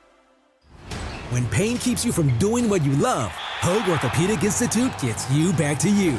We are ranked number 18 in the nation and number 1 in Orange County for orthopedic and spine care by U.S. News & World Report. From the surf to the green, our world-class doctors are there, which is why more Californians choose Hoag Orthopedic Institute for orthopedic and spine care more than any other hospital. At Hoag Orthopedic Institute, there is no one better at getting you back to you. Proudly founded by premier physicians in partnership with Hoag. Learn more at HoagOrthopedicInstitute.com.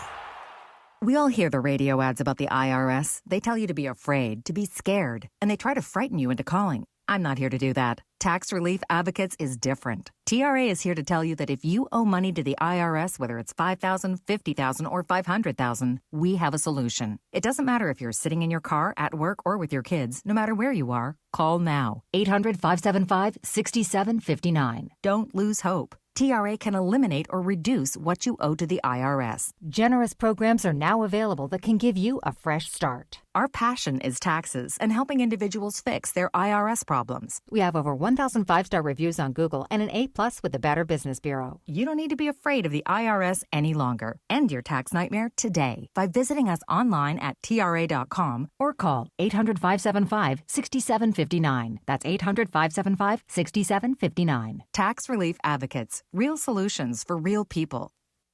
710 ESPN, your home for the 17-time world champion Lakers. KSPN Los Angeles, a Good Karma Brands radio station. Previously on the Sedano and Kap morning show. George was at that NBA, what was it called again, George? The marketing Sales summit? and marketing conference meeting. Yeah, he ended up on Adam Silver's IG. Yes, yeah. Adam Silver posted a photo with George Sedano at the Chewy thing. Yeah, and what was the guy's name, George, the dude from Sumit Chewy? Singh, the CEO of Chewy. Yeah, that's big time, man. I mean, that's big awesome. to be on Adam Silver's Instagram. Yeah, it's huge. I did not know. The person who told me was Mike Trudell. Trudell's a social media maven. Trudell looking sharp last night in the three-piece. Yeah, I ripped You don't him for it. follow Adam Silver, Sedano? He didn't tag you in it? He did not tag me in See, it. that's he didn't rude. tag.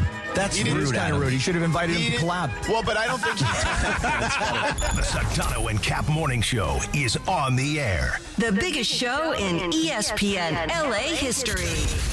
But in general, people want to be a mongrel. Chris ran into a mongrel when he was trying to scrape the other day. One of the construction guys. So, like, everybody wants to be a morning mongrel, and that's awesome. The fact that the YouTube guys and ladies really fostered that because of their interactions with the show, like, they deserve a tip of the cap, much like the COT deserved the tip of the cap, when we were doing the afternoon show. Tip of the cap, mongrels. A little sabor. Yeah, I don't think people like being called hacks. You're the güero on the radio. Giant Mexican, horn section. And Did you have me on your show to berate me? Is that what you're doing now? give me a freaking break. I'm reacting to Art Bell. Yeah. Oh, okay. Amazing. Do you want to do the Love Boat, or do you want me to do the Love Boat? The Art, I don't even know what you're talking No, here it is. You ready? Watch this. Watch this. Midnight in the desert. I'm Art Bell.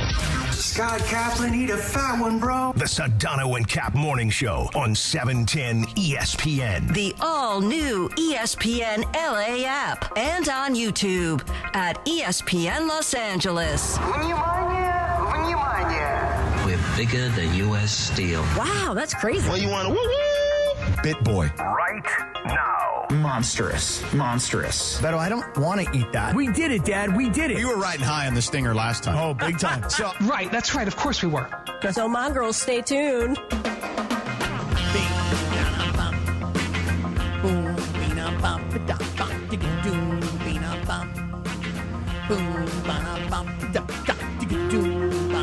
Here it comes.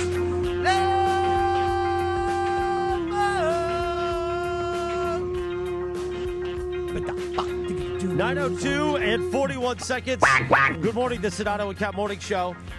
On a Trudell Thursday, it is time for the Prize Picks Power Hour. Thanks to our friends at Prize Picks. Download the app today. Use code KAPPY, K-A-P-P-Y, to get $50 in lineups after you play your first $5 lineup. That's code KAPPY to get $50 in lineups after you play your first $5 lineup. Prize Picks. It's good to be right, Cappy. We Indeed will it is. do our Prize Picks pick of the day later on. We will also read from the Don't Sweat the Small Stuff calendar and see what today's message is. We'll have your Dealer's Choice Real Deal. We'll have some Morning Wood, thanks to our friends at Hernandez Wholesale Flooring. But right now, it is time for the Cap 10 playoff edition, which means it's a divisional round, the Cap 8. That's right. And I'm excited about this because it is time for the Cap 10. And for that, we hear from our friend, Dr. Cerruti. It's time for the Cap 10. The Cap 10. This list of NFL teams are ranked, compiled, and put together by Scott Kaplan's discretion. That's a great slogan. Cap 10, built on bias. Built on bias. Yeah. It's time for the Cap 10. The Cap It is 10. time for the Cap 10, presented this morning by the Dr. Cerruti Advanced LASIK and Eye Centers. Cerruti Advanced LASIK. See the difference, feel the difference. Visit CerrutiVision.com. Vision.com. SOROUDI Vision.com. Maybe the one and only Dr. Cerruti can see some sense in this week's Cap 10. Because you know how Cappy is with this Cap 10. It could be anything every week, but it's must-listen radio. I need to make a disclaimer before this week's Cap 10, George. You need to know this. Right here on the Sedano and Kap Morning Show on ESPN LA.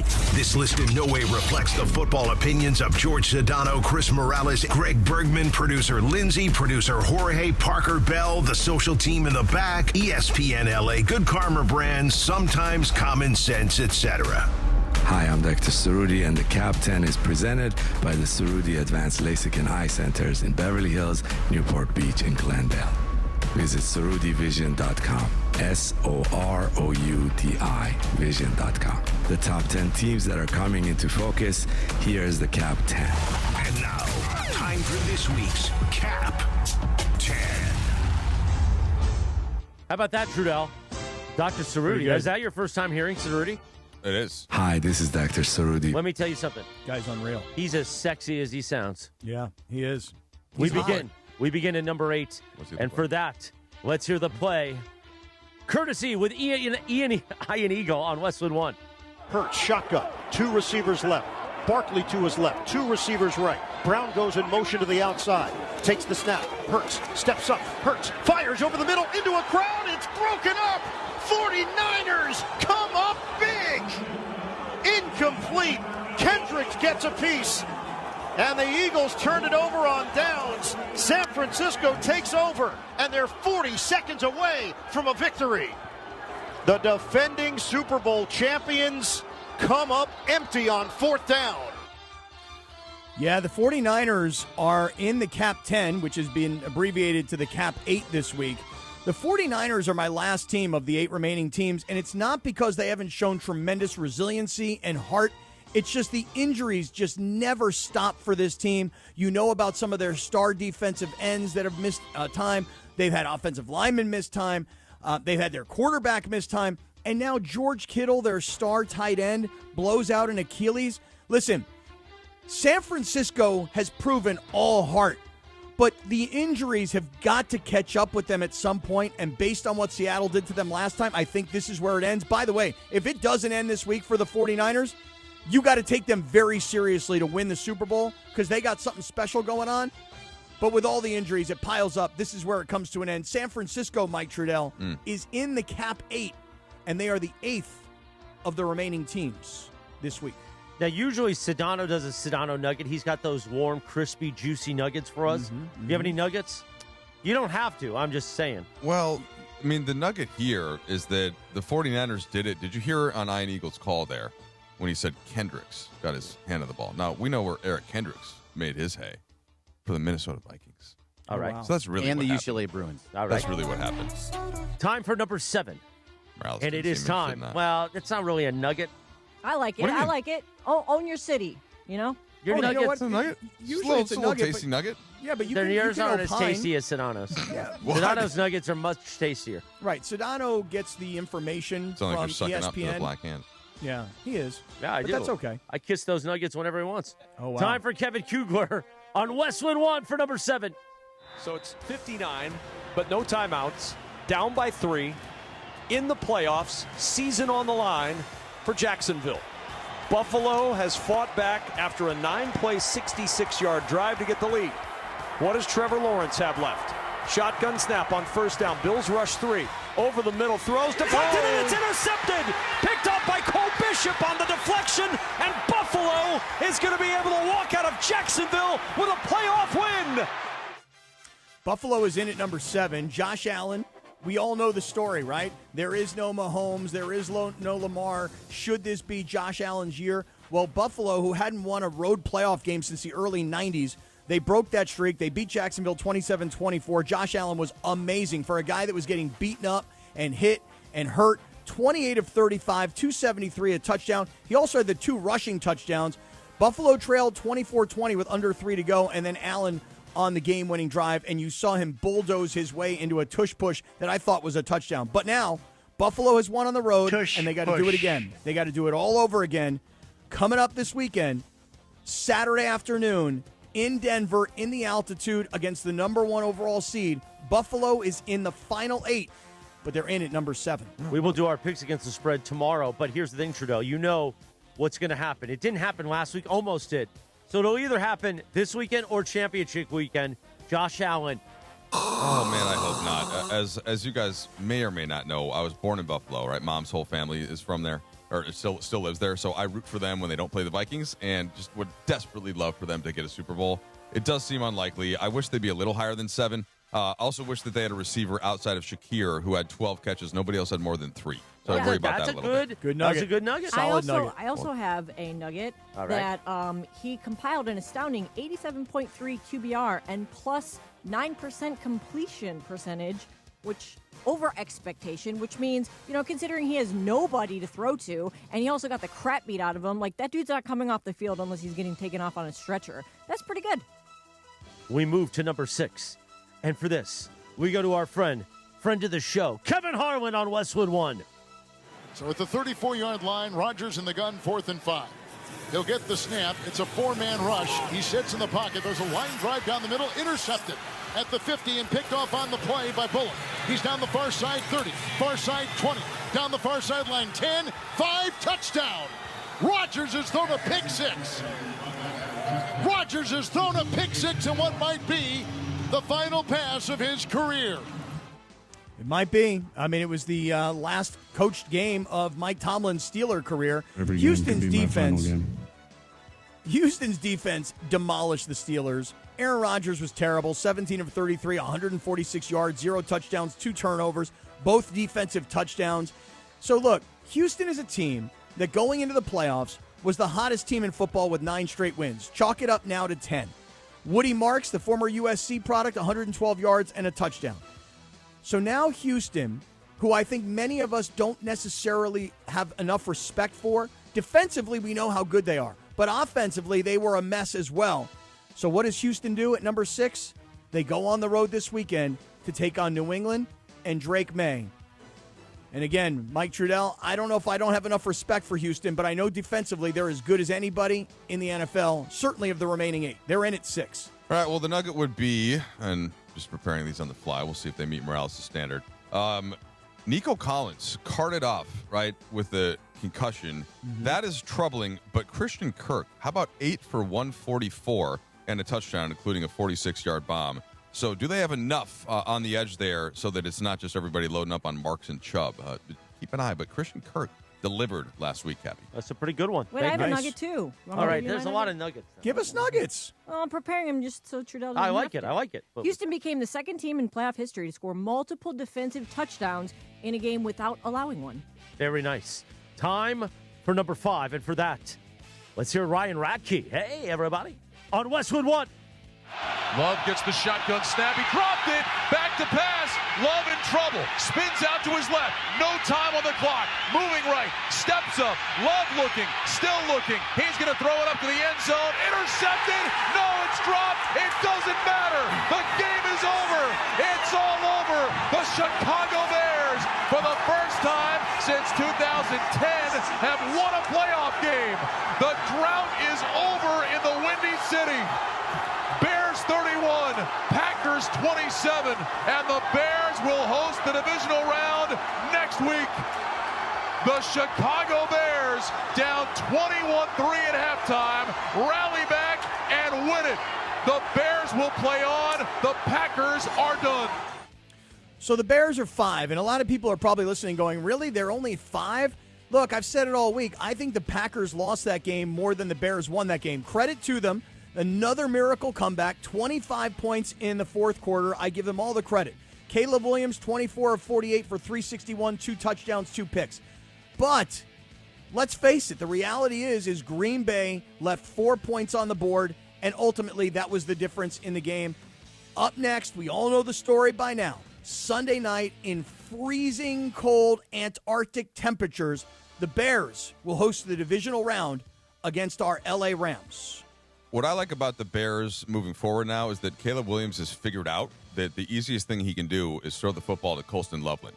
Now, if you were excited about Loveland being a high first-round draft pick and you took him in your fantasy draft, he stunk for the first several weeks because Williams just didn't throw him. He wanted to get Roma Dunze wide and on bombs and stuff. But Loveland in this game, Cappy, or last game, 8 catches, 137 yards, 17.1 average yards per catch. So if he can be locked in there on Loveland, it's a nice little weapon to add to the mix. Lindsay, Nugget? No, you don't seem to like the man. No, I like it. I just like. Love your Nuggets. I like. Thought it was a 20-piece. I'll make them quick. Just so you know, I just like to keep things tight, so Okay. I wanted to make I'll sure. go quick. The Bears I knew. can generate turnovers, forcing a league-high 33 in the regular season. So watch out, Matthew Stafford. Good Nugget. Thank you.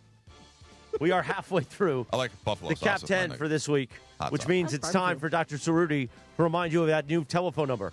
Call 855-NOW-2020. 855-NOW-2020. That's 855-669-2020. So if you want your eyes fixed so you don't have to wear glasses, call Dr. Cerruti at that new number. Time for number 4, and for this one, we've got head coach Sean Payton belittling. Don't belittle me. Let's play the sound. John, having Greenlaw back for this game, his ability to attack downhill in the run game, just how big is that and the timing of it for this one? You want him to attack downhill? Is that your, what do you know about attacking downhill in the run game? You don't know. All right, that's right. Have him attacking downhill. It's good to have a healthy Dre Greenlaw back in the game. Yeah. All right.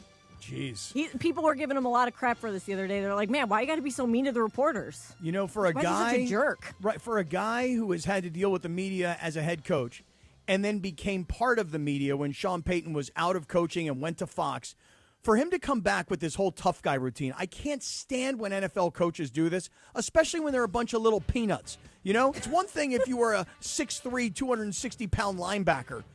Oh, Sean Payton is so arrogant, but he's got his Denver Broncos. You know, they have the number 1 seed. They are in at number 4. The reason they're at number 4, for anybody that's wondering, is because they didn't play last week.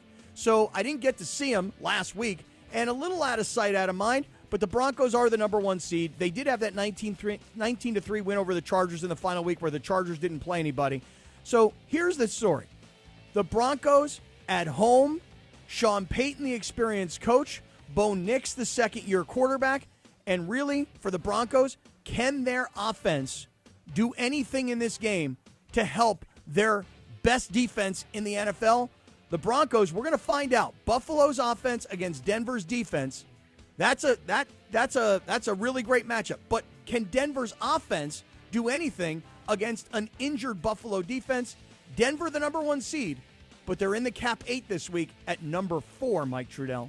Yeah, I mean, they're good, right? But are they great? No, Cortland Sutton's the top target. He got 74 receptions. I mean, Puka Nacua did that by like week 4, right? Troy Franklin, number 2 at 65 catches. And then Ingram gets 50 as the tight end. The running backs are okay, right? It's Dobbins and it's Harvey. So, like, it's decent offense. Obviously, they've been riding the defense. But, Cappy, I feel like every game they won was by 3 points or 4 points or 1 point. And I am looking for them to lose this week. So that's what we're hoping / looking for, and maybe partly because their head coach isn't nice to media people.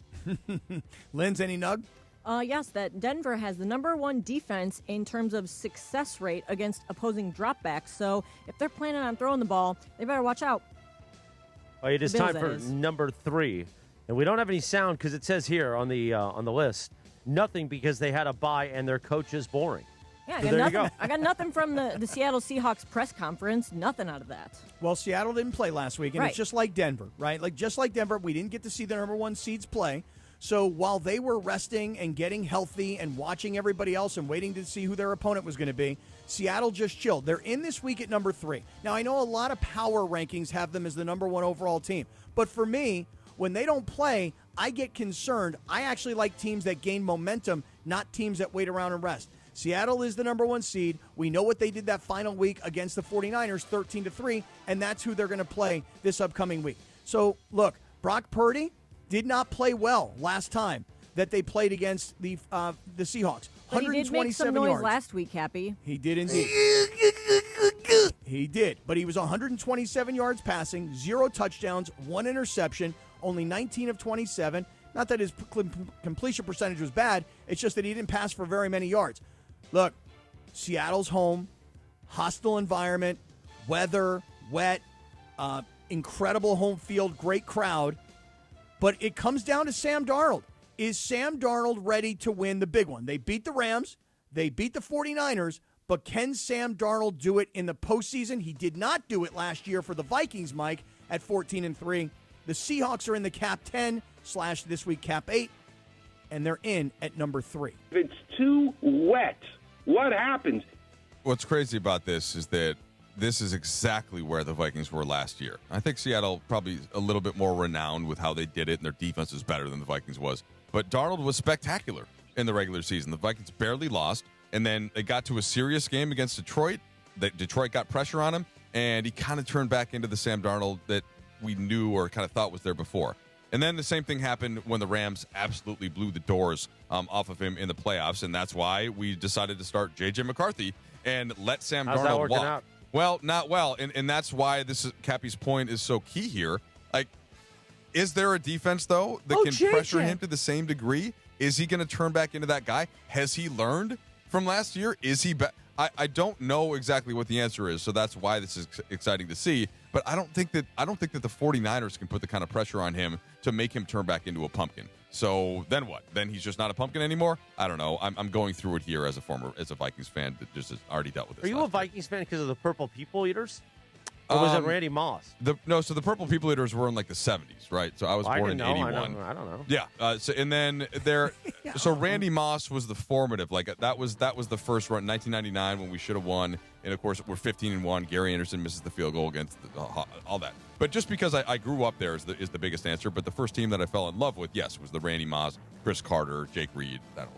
That was a Denny Green team, 1999. You mentioned the Gary Anderson miss. Gary Anderson that year was 100% on field goals, and against Atlanta, he missed a game-winning field goal. Atlanta went to the Super Bowl. That's right. Seeing ghosts. Tough times. Well, I guess those count as the Nuggets. Time for number 2. And for this one, Tom McCarthy on Westwood 1. May walks up to the line of scrimmage. He's going to be under center, not out of the gun. He has Hunter Henry coming in motion to the near side. Off the play fake, May drops back to pass. Henley fell down. May throws to his left. He's got Henry inside the 5, into the end zone. Just inside the left pylon. Touchdown, Patriots. 28 yards. And this place is going crazy with 9:45 to play in the fourth quarter. It's 15-3, Patriots. So the Patriots defense just annihilated Justin Herbert and the Chargers offense. And hey, Charger fans, all three of you guys out there, I know what you're going to tell me about the injuries along the offensive line, but I kept hearing Jim Harbaugh tell me all year long, hey, we'll have next guy up, / Justin Herbert can take any hit. Justin Herbert got destroyed. Grit. And by the way, for everybody, including Chris Collinsworth, that all night on that broadcast blamed the Charger wide receivers, as many of the NFL analysts have gotten into the film, including Kurt Warner, who I really respect, they have found that they're like, why didn't Justin Herbert throw the ball? The guy was on the run the entire night. New England's defense was fantastic. Drake May struggled early. He was only 6 for 15 in the first half, but he had that incredible throw to Hunter Henry. And to see Hunter Henry, who was drafted by the San Diego Chargers, come back to haunt the San Diego Chargers of Costa Mesa was a thing of beauty. So now Mike Vrabel in year 1 and Drake May in year 2 host Houston in the divisional round and that incredible Houston pass defense. But Houston's offense, if it looks as bad as the Chargers did last week, New England's going to find themselves moving into the AFC Championship. The Patriots, shockingly, are in the Cap 8 this week at number 2. Sneaky little thing here. The Patriots offense kind of stunk last week, too. And I know you're not going to give any credit to the Chargers for this, although some should be given. Drake May only attempted 29 passes, right? We heard all year about how he's the most accurate guy ever. 17 for 29, not great. 1 touchdown, 1 interception. He took 5 sacks. And they didn't really rush the ball either, right? Stevenson had 53 yards on 10 attempts. Henderson had 27 on 9. May had 1 long run that was key in the game, right? 37 yards. Other than that, wasn't finished great. With 66 yards rushing. That's right. Yeah, but it was more than half of it was on that 1 long run, right, where he kind of just burst through the middle. So to me, I don't know how the Patriots are able to move the ball effectively against that Houston defense. So I really am looking for Houston to go in and find a way to upset the the Patriots. I think it's a very low-scoring game based on New England's offense last week. And by the way, credit to the Chargers defense; they were all over him. They made his life very difficult. He had to get out there and run. So I think that Houston, New England, based on two underperforming offenses, and in New England's case, their defense wasn't awesome during the year, but they looked pretty good last week against San Diego. So low-scoring game, New England at home. I honestly, Mike, you said it early in the show. They're all pick'ems. Yeah. A rock fight. I'm going Texans here. Cappy, this only leaves one team. I can't believe you did this and cursed the team. Why curse them? At number 1, let's hear from our very own friend, JB Long of the ESPN LA Rams Radio Network. From the 19, Stafford has it helmet high, settles his feet, shoots right side, leaping catch, touchdown LA! Wow! At the front, right pylon, Colby Parkinson gives the Rams the lead. With 38 seconds to go, an absolute dot from Stafford, 33-31, and the try coming. Let's go snatch their hearts. Those were the words of Matthew Stafford to Davante Adams when they walked onto the field and said, we're going to go take this thing. And you know what? I know the way it looks. I know the fact that the Rams had a 14-0 lead, which evaporated and became a 17-14 lead at halftime.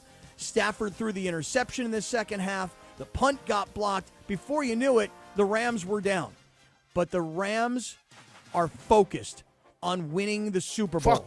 And it may not always be pretty, and I know that we had higher expectations last week with a 10.5-point spread going to Carolina, and most of us don't have respect for Carolina, especially the way they finished the regular season and backed their way into the playoffs.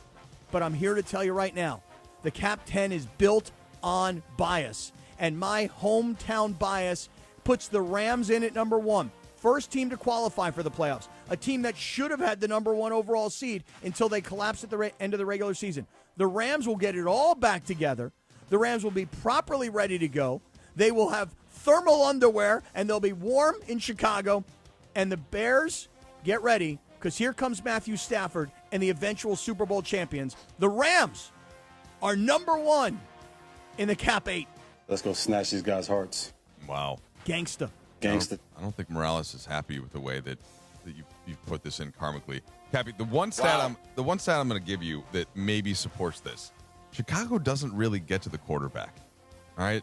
They ranked 26th in sacks per game this year, only 2 per game, and they only got to Jordan Love 1 time. So that does, if you're thinking Matthew Stafford's going to have some time, that's usually a bad thing for the opponent. So I would key in on that one. That's a tasty nugget. Good nugget. That was tasty. Nice nugs. Wow.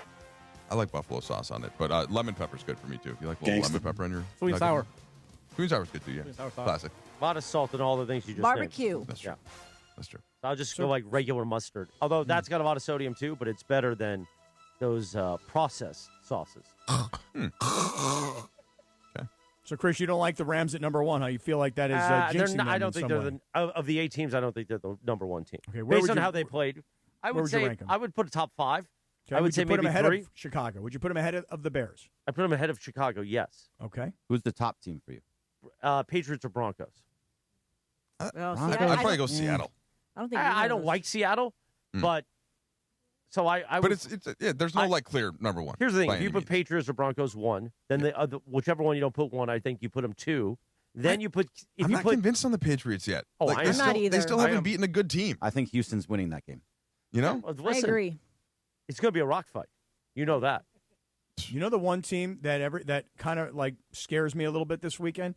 Why is don't the you hold on? 49ers. Bears. I was hoping we could tease that. I actually didn't hear it. I stepped on it. So Cappy's going to tell you next. We're going to take a 90-second timeout. Actually, no, we're just going to take a 1-minute timeout. Okay, and then we'll continue. The Sedano and Kap Morning Show, the Prize Picks Power Hour on ESPN LA. The Sedano and Kap Morning Show. Your Lakers, your season, your home. Tonight in downtown LA, it's Lakers basketball at Crypto.com Arena. The purple and gold look to defend their home floor versus the Hornets. Rebound Ayton. Got it to Smart. Link through the court pass to LeBron. What a pass by Smart. Lay it up and in. LA Lakers, Charlotte Hornets from LA Live. Coverage begins tonight at 6 p.m. The Lake Show lives here. 710 ESPN and the ESPN LA app. One briefcase, one moment could change everything. Yamava Resort and Casino at San Manuel is giving you a chance to own your destiny in 2026. Play throughout the month of January, and on January 28th, one Club Serrano member will win the case, and with it, a finale spot in any 2026 promotion, plus $400,000. Which destiny will you choose? It's all happening at Yamava Resort and Casino, celebrating its 40th anniversary. You in? Details at yamava.com. Must be 21 to enter. Please gamble responsibly. You're hanging out with the Sedano and Kap Morning Show. I have a crooked pole. Some guys have that crooked pole, okay? George Sedano, Scott Kaplan. Usually I have straight poles. I had a crooked pole. More Sedano and Kap right now. Monday, happy days. Tuesday, Wednesday, happy days. Thursday, Friday, 9:30, good morning. The Sedano and Kap Morning Show, the Prize Picks Power Hour on a Trudell Thursday. These days are Oh, this day in 1974, Cappy, Happy Days debuted on ABC. The Fonz, remember the Fonz? Oh, yeah. Henry Winkler. Henry Winkler. Right. And then you had Ralph Mouth. Yeah. You had Potsy. Potsy. You had Richie Cunningham. Richie Cunningham. His sister Joni, right? Oh, yeah. Chachi. Don't forget Chachi. Oh, yeah. Was Richie the great director's Yeah, Ron Howard. character? Ron Howard. Okay. Yeah. Yes, Thanks. right. Yeah, thanks. And then who was the dad? Was the dad Tom Bosley? Yes, Tom Bosley. And who was the mom? Miriam something or other? Don't remember that part. Does that sound right? Gonna hold come on, up the here in credits just a are second, yeah. Oh, no, Tom Bosley was. Oh, no, Ron Howard. There we go. We're watching the opening. Henry Winkler, the Fonz. Hey! Marion Ross, yeah? Oh, Marion Ross. Okay. But I think her character name was Miriam. Yeah. What was Chachi's cousin, the rock and roller, like the Joan Jett type character? Now you're going a little deep now. No. Come on. She was a rocker. What was her name? Did you watch Joni Loves Chachi? I did, yeah. Yeah, it spawned a lot of shows. Laverne and Shirley, Joni Loves Chachi. Annette, Yeah, there was a lot. Annette Mascarelli. What was her name? Chachi's cousin Annette. Refers Annette? to Annette Mascarelli. Wasn't No? she the one that would like Played hit her by thighs Winifred twice and then point? Friedman. I don't know. I'm just reading what they say. Doobie-doobie-doo. Well done. And then who owned Al's Diner? Was it Pat Morita? Yeah, Pat Morita. Yeah. Shouts out. Right on. And it all took place in what? Milwaukee, right? Yeah. Yeah. Until everybody, moved out to L.A. What? Yeah. Don't you remember? No, I No, don't. it jumped the shark, literally, remember? Oh, Right. yeah. Yeah. Because he Henry the Fonz was on the shark. Or right. the boat. Fonzie was water skiing. It wasn't Water even a skiing. joke. In a leather jacket. Yeah, it wasn't a joke. I mean, That's literally. that's where it comes from. No, You're right. I know. So, Right. Yeah. And then when I say Much everybody like moved this, to conversation. yeah, when I say Well, Lindsay, just because you don't know a joke. about it doesn't mean it. Like a lot of our audience knows about Happy Days. Okay. Yeah, for All right. sure. But I then didn't they know moved about to I LA. understand. Griffin, too. Maybe if Riz was doing it, you would think it's the most brilliant thing ever. Probably. In Cleveland, market number Probably. 26. With that Just popcorn. saying. Riz wouldn't be doing. He's off for a month. You know. That's true. I love how Trudell just sits there. Well, I thought you said. Yeah, you sit there and take it. It got my attention for a second, but I thought you said Riggs. Oh, Yeah, no. Riggs, Riz. your son. Yeah, Can he like do a my radio son. show? No, Because I Riz. think he'd be great in the business. Does Okay. Riz do By the way- Cleveland radio? By the way, Riggs, Riggs. is it going to be the name of my sister's new cat that they're about to get? They're naming it Rigatoni and calling it Riggs for short. Oh, how nice. Well, How's that make you feel, Trudell? Well, Annie likes this comedian named Heather McMahon. Have you guys heard of her? No. Okay, she's pretty funny. She's been hosting like some other Oscar pre-show and stuff. Anyway, she's a comedian, has a big podcast, and she has a dog, a Frenchie, in fact, Cappy, named Riggs named Riggs, but she calls it Rigatoni, or maybe it's named Rigatoni and she calls it Riggs, one or the other. So now there'll be a cat to add to the family. It's fine. There you go. I don't mind. Did you like the name Riggs from Friday Night Lights? Or from Rigatoni? Tim Riggins in Friday Night Lights was kind of the first time, and as we were thinking of names, I said, I love that name Riggins, but I don't want to name a kid Riggins. And she's like, have you ever heard the name Riggs? I was like, oh, no, I haven't. I love it. Boom. Done. Oh, so it is off of that. That was just kind of that started Like the conversation. It was and then the inspo. Yeah, and then Annie said Riggs, and I was sold. And here he is. And now he is a boy, Cappy. Gotcha. No, I'm well aware now. It's my man. That is my main man. And by the way, again, so everybody leaves Milwaukee because Laverne and Shirley decide to move to L.A., including Carmine, the big Ragusa, the big Ragu. You guys remember Carmine? No. See, I will agree with Lindsay here. You're watching on the Laverne and Shirley. Oh, really? Segue, yeah. We didn't have to go back again. No, I felt like I wasn't done. This is how I feel. I was with you. I was not finished. But Laverne and Shirley, I watched like once. It annoyed me. Oh, really? Yeah. Oh, no, that was like a big part of. Are they the ones that Happy jumped Days. off the side of the mountain? Yeah. No, the sidewalk. What? No, that's Thelma and Louise. Oh. Yes. Hello. No idea. Hello. With Brad Pitt. Laverne and Oh, Shirley. he was great They in that jump movie. off the mountain. No, Thelma and Louise. You know what I'm did. saying? Yes, I do. Yes, I do, as a matter of fact. I was saying to you guys before the break, of all these games, Mike, you made this point earlier in the show, that you don't, like you feel any one of the 8 remaining teams in the divisional round can win the Super Bowl. And you said there's only one team you don't think can. And I took that guess, and it turned out to be the 8th team in the Cap 8, which was San Francisco. The only thing I'd say about San Francisco is this. They've played Seattle twice, as they do every year. They know each other back and forth. There is still the question mark about Sam Darnold. Mm-hmm. And yes, the injuries have piled up all season long on San Francisco. But you know what? Indianapolis crumbled with injuries. Tampa Bay fell apart with injuries. San Francisco not only had all these injuries, but one of their top wide receivers became such a pain in the ass that they just told him, you know what, don't even show up anymore. They have literally faced every ounce of adversity. And if the 49ers beat the Seahawks this weekend, and if by chance the Rams go to Chicago and win that game, the Rams would host the NFC Championship game here at SoFi Stadium. Wouldn't that be nice? I would listen, if San Francisco wins this game against Seattle, you've got to take them very, very seriously to win the whole thing, because they're showing a level of resilience that we're not accustomed to seeing. Everybody would have thought Philadelphia was healthier, more talented, it's home, etc. And San Francisco found a way because they're resilient, the Niners. And the Eagles are a bunch of little whiners, a bunch of individuals, guys who care more about their endorsement deals than they care about the team. So San Francisco makes me nervous this weekend, Mike Trudell. So I'm kind of halfway there with you. All of the respect that you just implied that they should be getting is totally fair. And you're right. Like, they absolutely could win this game. I think my point was more the injuries, the way that they piled up makes it hard for me to believe they can win 3 games.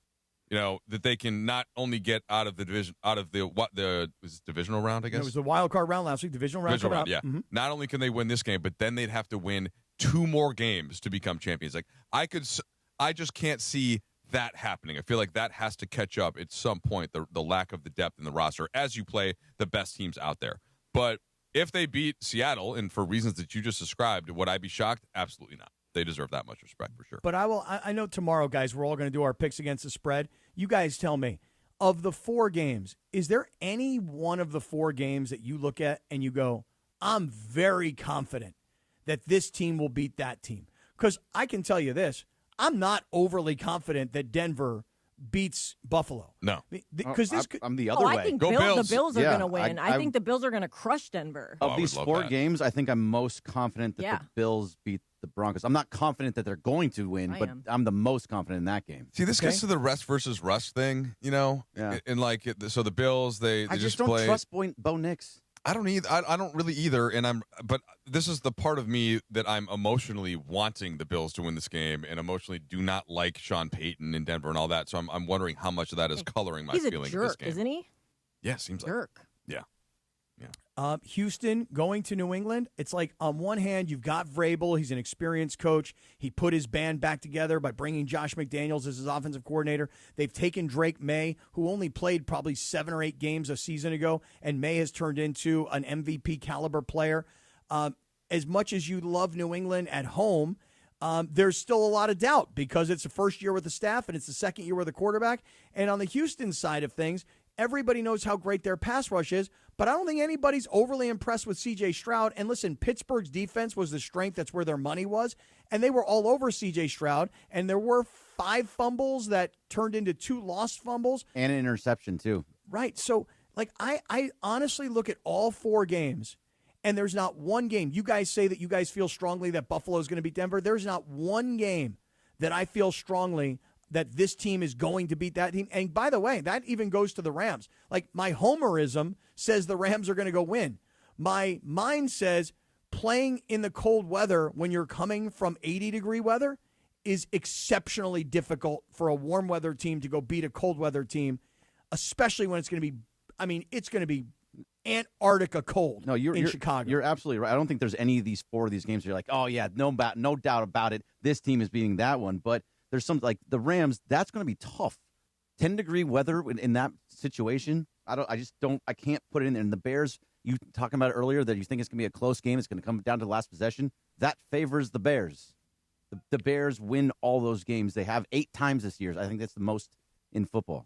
Cappy, do you want to hear what Sean McVay had to say about playing in the cold weather and whether or not it affects the game plan? You are reading my mind, baseball. Please.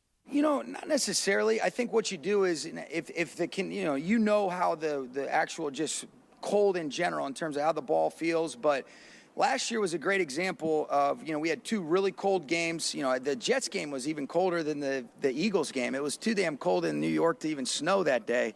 But fortunately, Matthews played in these conditions. And so doesn't change. There's a couple things you have to be mindful of. But now you start talking about wind, rain, and how that really affects your footing, stuff like that. But we always kind of adjust and adapt. They got to be able to play in those same sort of elements. They obviously have had a little bit more experience, but we're not going to allow that to be an excuse. And so I think you do have to have a feel, but I think the way that our guys play, I think it suits us well in any sort of conditions, and that's kind of what we've always said. He says that Matthews played in this kind of weather before, but look, here's the reality. Matthew Stafford, for the bulk of his career in Detroit, he may have gone to play at Green Bay and he may have gone to play at Chicago, but of the 8 games that he would play at home back in the old 16-game schedule, 8 of those games were inside in domes. So while you play or you live in a cold weather city like Detroit, you play in a dome. And anytime you take a dome team and you put them outside in weather and on a natural grass surface, it always makes me nervous for the dome team. And by the way, it goes the exact same way for a warm weather team. How many years did we hear the story that Tampa Bay couldn't win in sub 30-degree weather, or Miami can't win? They still Same can't. thing. We had that conversation earlier this season about Miami, and it makes me very nervous. I think the Rams, on paper, better coach, better quarterback, and that doesn't mean that Caleb's not going to be a great quarterback or that Ben Johnson's not going to be a great coach. But resume to resume, the Rams have the better coach and the better quarterback. But what about experience, though, Cap? Like, don't you think that plays in, especially once you get into the second round of the playoffs? Yeah, and also remember that last year Stafford went into Philadelphia in the cold and had that game won, but he did throw an interception at the end. Well, yeah, that's just it. So, Greg, what are you doing? You letting Mason rub off on you? That's what Mason always goes, oh, they almost won that game. Yeah, but they didn't. No, they did not win that game. They were down at the goal line, basically. But it doesn't matter. They didn't win. Exactly sure, yeah, but he still played well enough in that game. That's what you call. Just like Sedano gets frustrated with me, I get so frustrated with the homerism. I'm not even a Ram fan. I know, but Steve Mason is a homer. What does Steve Mason know? I was not listening to Mason in that. Well, you say we that had a conversation about things that he says anyway. Like, I'm not going off that. You say that Josh Allen always chokes, but he does. It's because often guess what? Someone else. Well, how many Super Bowls has he been to? You're right, but I'm saying it's often in this situation that Greg is referring to, and you could say that since Matthew Stafford threw that goal line interception, that is choking. Whereas Josh Allen, it comes down to like a missed field goal or defense can't make a stop, something like Can I add to that, Lindsay? Yes. But you guys, hold on for a second. Hold on. Go ahead. A true choke has to come from the favorite, the team expected to win. That's what I'm saying. And I don't think that the Bills have put the roster around Josh Allen be in a position where he's choking. He hasn't had the best teams, then he doesn't come through. He hasn't had the best team. So this is the year. But he still doesn't have the best team. He has the worst team this year that he's had. He's the best player. Based on the hype, he doesn't have the best teammates. Based on the team and the hype. There's no hype for the Bills. Come There's on. not. Oh, yes, there is. For the Bills? For the Bills, Josh absolutely. Allen is treated like a god. Okay, what because are the Bills? He's really, really no good. Mahomes, And, no Lamar. What are the Bills no Super Lamar. Bowl odds right now? I don't know. Well, then they're not. He's not the favorite. If Josh Allen doesn't make it to the Super Bowl again, guess what he is? Yet again. You agreed with the He's premise. gonna get his head You coach agreed with fired. my premise that He's you gonna have get to his be head the coach favorite to his choke. his head coach should be fired. And Josh Allen, it's not his fault that he's making some of these guys look like Randy Moss. Like, So he do you is get a to the great Super Bowl or not? quarterback with. Why is it that people think that having a good season means you deserve everything? Why? If you don't win the Super Bowl, isn't that the goal every year? Well, yeah, I just think that the NFL is a little different from the NBA in that context, because the best team doesn't always win in a one game elimination type thing. But isn't that the goal? Well, of course it's the goal. It's just so. Here's the thing: the best players in the NBA win titles. If it's a one-season one-off, okay, it continuously happens to Josh Allen. The best he gets to the because AFC the NFL Championship is hard. game. Okay, but guess what? That's why you get paid hundreds of millions of dollars. But you're only on the field for half of the time. But it seems as an NFL player, seems like often in these moments he throws an interception or makes a bad decision. That yes, you could say, well, if the defense was better, they would be in that position to begin with. The seams isn't factual though. It doesn't. There aren't these cases where Josh Allen blew that game. Right. What about the year that they lost in overtime because of the stupid rule? Well, why were they in overtime? Well, it was a stupid rule. Why because were they in overtime? Their team wasn't as talented as the Chiefs, for example. But if they won, we'd be talking about how Josh Allen's so amazing. I don't Correct? think He is amazing. Okay. He is amazing. So somebody so amazing should be able to get to the Super Bowl. That's all I'm saying. If his team is up to a baseline in talent, which I think they've been close. Listen, I know you're used to defending subpar talent when they're old in their career. I get it. Oh, wow. Here comes a shot. Went straight for the gut. But Josh Allen is not that. He's in the prime. That was one of the dumber things that I've ever subpar talent. If you're referring to who we think you're referring to, I know that seems you have like to be a little like, bit of a silly guys, thing to it's say. Year 23. I get it. I don't think but Josh Allen isn't in year 23. I don't think the talent there is subpar. Guess what? He got a reaction, didn't it? It got one of basically just laughing that you would go to that extent That's to try where and I make went. a point. Yeah. That's where I went. Yeah, well, that's the reaction. Laughter. Okay. Hey, Trudell. Tonight, if they lose to the Hornets, what are you going to say? Oh, but remember what he did Tuesday night? Against Atlanta? Thanks, Happy. I mean, I'm just pointing out. Who they're just pointing out Atlanta. Oh, no, I didn't remember who it was. I'm glad that I wasn't sure if we were going to talk any Lakers today. We've got a couple minutes left, but the Hornets. Actually, we don't because we've got like 5 features we got to do. The Hornets aren't as terrible as you think. But don't worry about it, Mike Trudell. I promise you this. Before this show ends, and it's going to end in about 15 minutes, I promise you this. I will get you to the Lakers, and I'll explain that. But here comes Chris, because we got a lot to get to before we get out of here. Well, did we do a prize picks read? I don't think we did. But let's talk about our friend Jacob Emrani. Okay, let's do that. Call Jacob. No, it's not that anymore. Do you know the number? Mike? Do I know the number? Yeah, the show goes till 10. You get paid till 10. Well, you just told me to sit out for a Morales read. I didn't say that. Cappy and then said you come back to me. Why would you listen to just Cappy? do the He's read. an idiot. Just do the read. That's what I was told. You're supposed to go 6-7 when we go 6-7. Right. Do you know about that? I was just going to finish my beef jerky stick when I heard that he was going to do the read. So can I have a bite of your stick? There's just Why a don't little. you guys share the beef jerky? Will you share the egg? Will you share the beef jerky? Do you want another egg bite instead? Thanks for the egg bite. Hey, where'd you get that Gene's beef egg bites? jerky? Where'd you get that, Trudell? Just do the read. You pay for that? Pull that, please. Let me eat this. Just do the read. We could have shared that. I'll do the read for Mike Trudell. Here we are. It is Thursday. We obviously know it is the new year of 2026, and some of you promise yourselves, you know what, this year I'm going to take better care of myself. I'm going to protect my peace. You notice that's what I'm doing. Morales can call me names. I don't even care anymore. I'm focusing on my family. These are the things you might be thinking about as you go into a new year. And then, out of nowhere, someone slams into you at a red light. Bam! You're in pain. Your car is a mess. Your plans for the week, your goals, everything you had, everything's off track. And in that moment, it's so easy to think to yourself, believe me, I know this is the way I would think. I don't have the energy for the fight. I'll just let the insurance handle it. But listen, the insurance company has one job, and that is to protect their money, not your future. So they're trained to sound calm and sound nice while they're trying to pay you as little as possible. That's why the law offices of Jacob Emrani even happens. It's why they exist. Because, listen, I'm telling you right now, Jacob Emrani is going to take care of you, and he knows you are not just a case. You are a person whose life got flippy-floppied in just 1 second. So when you call Jacob, his team steps up. So you don't have to figure this thing out alone. They help you understand your rights, your medical options, your time off from work. They talk to the insurance company so you don't have to. And remember, this is the most important part of it all. You do not pay Jacob unless he wins. No fee unless he wins. The law offices of Jacob Emrani, the official sponsor of the Los Angeles Lakers, and the way that team represents pride, history, and winning in the city of L.A., Jacob does the same thing. That winning mindset to every case that he takes. So you got to lock in right now. Put this in your phone. Put it in your contacts as Call Jacob. Here's his phone number, and I think everybody knows it. It's 800-345-6789. It's simple. It's in order. You can't get it out of your head. 800-345-6789. 888-344-89. It's accident or injury. You call the law offices of Jacob and Ronnie. 800-345-6789. Or you call, well, I guess you visit calljacob.com. Call Jacob when your new year gets knocked off course. Jacob is here to help you stand up and move forward even stronger. Call Jacob.com. 9:49, Trudell. We will take another 1-minute timeout. Then we're back. We've got our calendar of the day.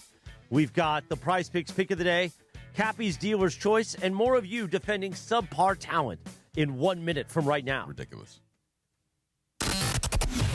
This is the Sedano and Kap Morning Show.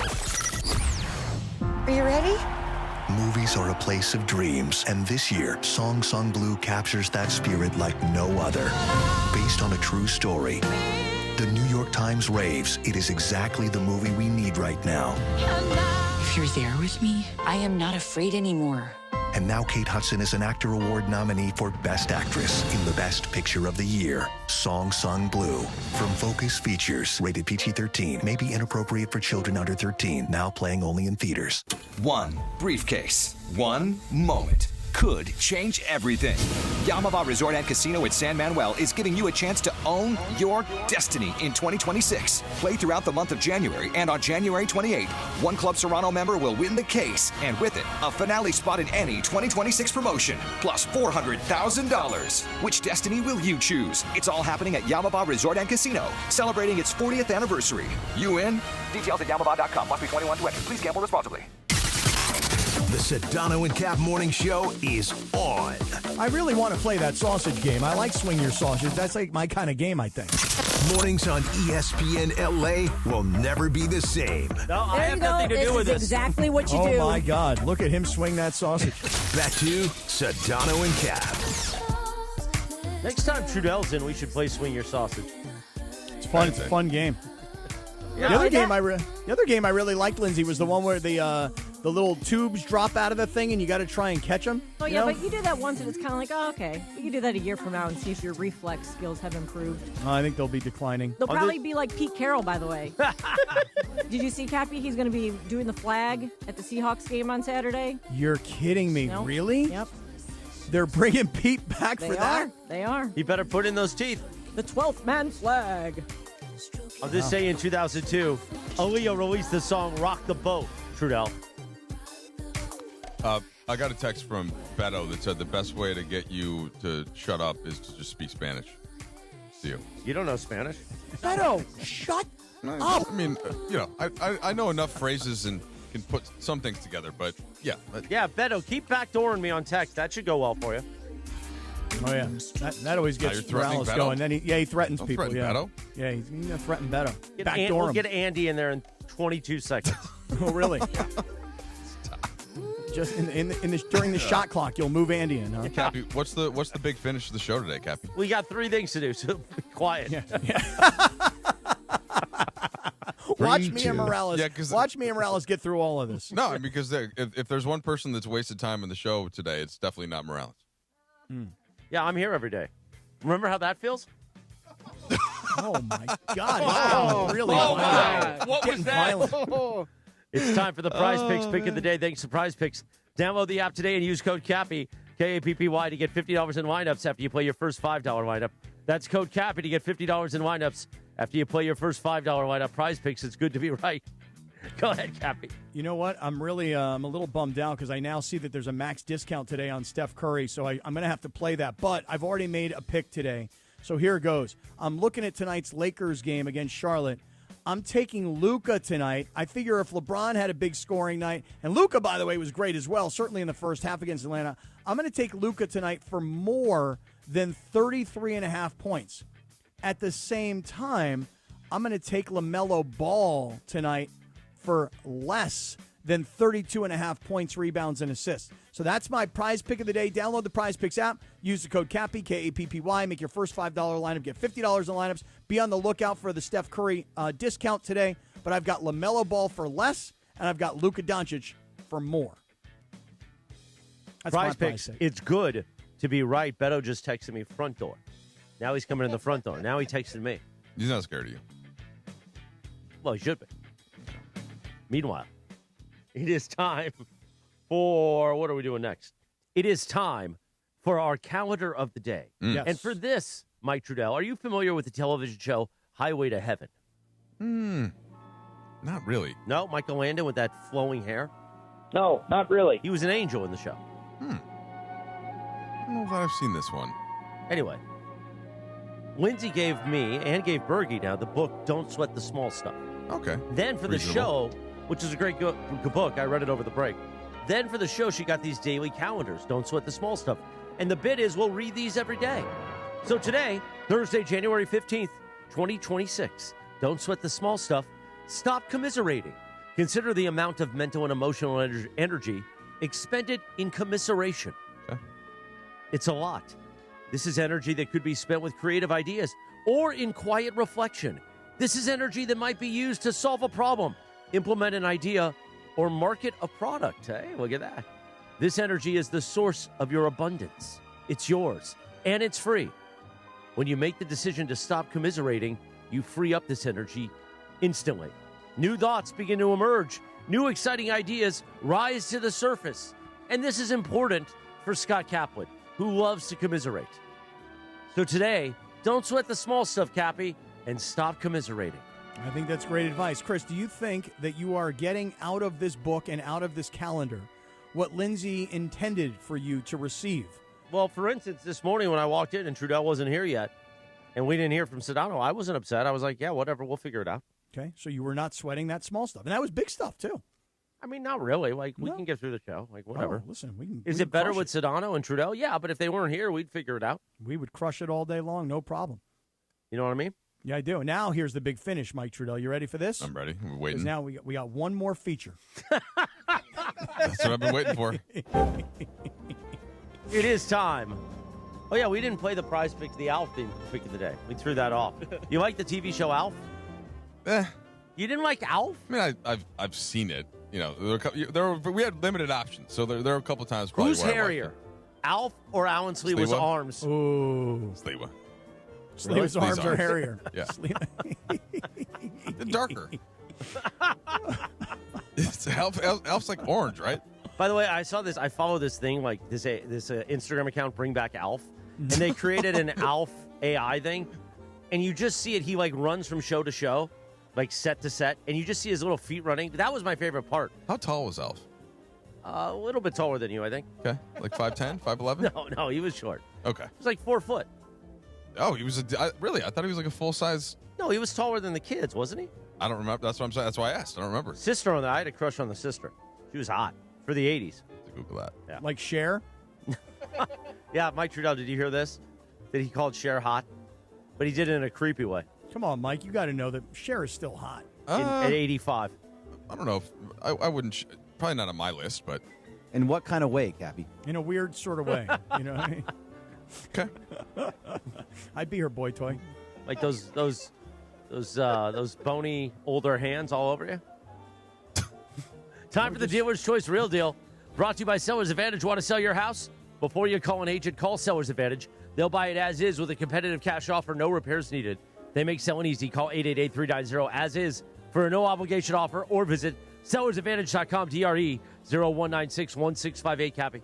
So, Mike Trudell, you said, what's the big finish? You said, will we talk Lakers before we get out of here? Mike, I'm going to toss it to you for a... Why do you mail in the Dealer's Choice every day now? It's not a mail-in. I gave a 30-minute story the other day about good karma. That's why I think the Rams will win this week, because you think that I've jinxed them by putting them at number one, but I'm the karma man.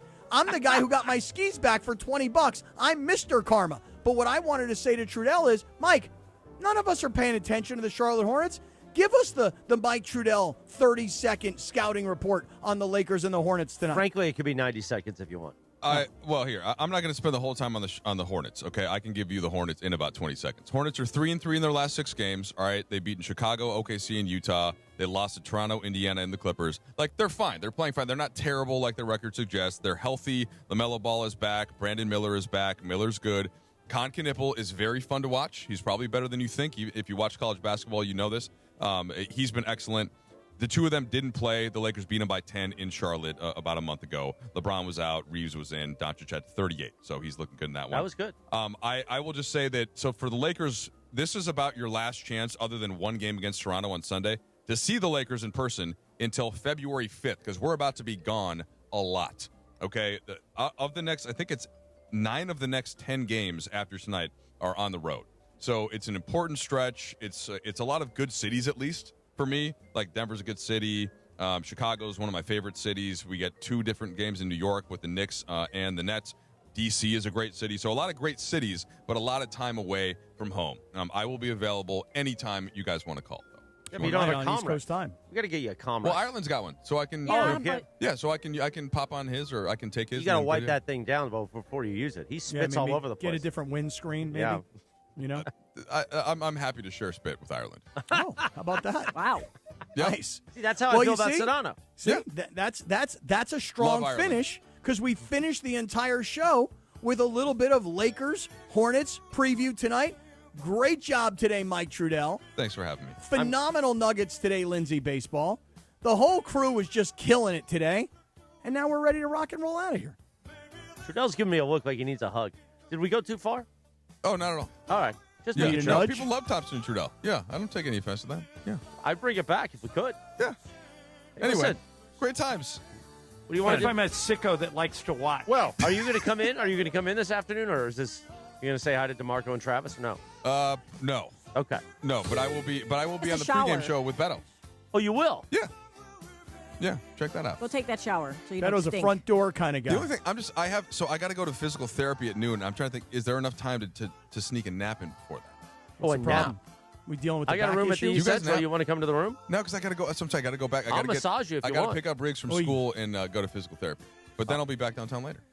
And y'all Once see you you at the share, game. you could use Morales' powder if you go to his room. I'll powder it up for you. I mean, I get the value of the powder. I just, Cappy, like you and like Bergman, I haven't felt the need. But maybe we're all missing out. Maybe our partners would all appreciate it if we were a little more thoughtful, like Morales is. You know? I've been doing that for even when I was a much smaller man, way back when. Yeah, I mean, really? So you're a daily powder guy, huh? You always have been since high school. Cappy, didn't some of your teammates, because even some of mine would use them, like use it before games on like a hot day. Would use a. You don't want to be sticking around there, You know. No. So you get Trudell bonus time. By the way, did you see that email from Mario, Cappy? Hey, I need you to record that spot. Hey, I'll record it later today. No problem. No, you always say that and then you don't do it. No, I do. Then we get these emails from Mario. I have 2 spots to record for Mario right now. Oh, really? You want to do it right now? They're written. Yeah. 3, 2, 1. 3, 2. I mean, they're written, but I don't want to spoil it for the public, though. No, just do it. Just do it. No, I can't because it's a thing. No, because they have to be on those ones. They have to no. Yeah, no, because this is the 11th and 10th greatest moments in Lakers history. They have to be packaged. They have to go ones. in. Yeah. And by the way, Mario says, "Hey, just a reminder to knock this out for me." Oh, it's ready to be knocked out. You no, guys it was just about Cappy's. Oh, because Cappy always says, "Oh, I'll do it later after my real important Cappy." And then pass. he doesn't do it. He doesn't do it. Well, it's hard for him. He has so many ads and so much money coming in. It's hard to keep track. And I will do it. I will get it done. Yeah, no problem. All right. Can I have one of your ads, Cappy? Yeah, of course. Okay, thanks. Let me know which one. We get you back. It's the one for the Johnson & Johnson talcum powder. No, not talcum, baby. Oh, the baby talcum powder. is what burns down there. Oh, my bad. You need the baby powder. My bad, y'all. I would love to do a read for Johnson & Johnson. You and I could powder each other in a social video. that would go viral. Maybe not for the ways that we want, but it'll go viral. Have Annie and Stephanie in there too? Then it's a whole different category. Yeah. Depending on the price. Throw just powder around. Right. Well, we did some bonus time. Everybody enjoyed the Rich Eisen Show. We'll see you tomorrow for a Friday edition of the Sedano and Kap Morning Show at 7 a.m. on ESPN LA.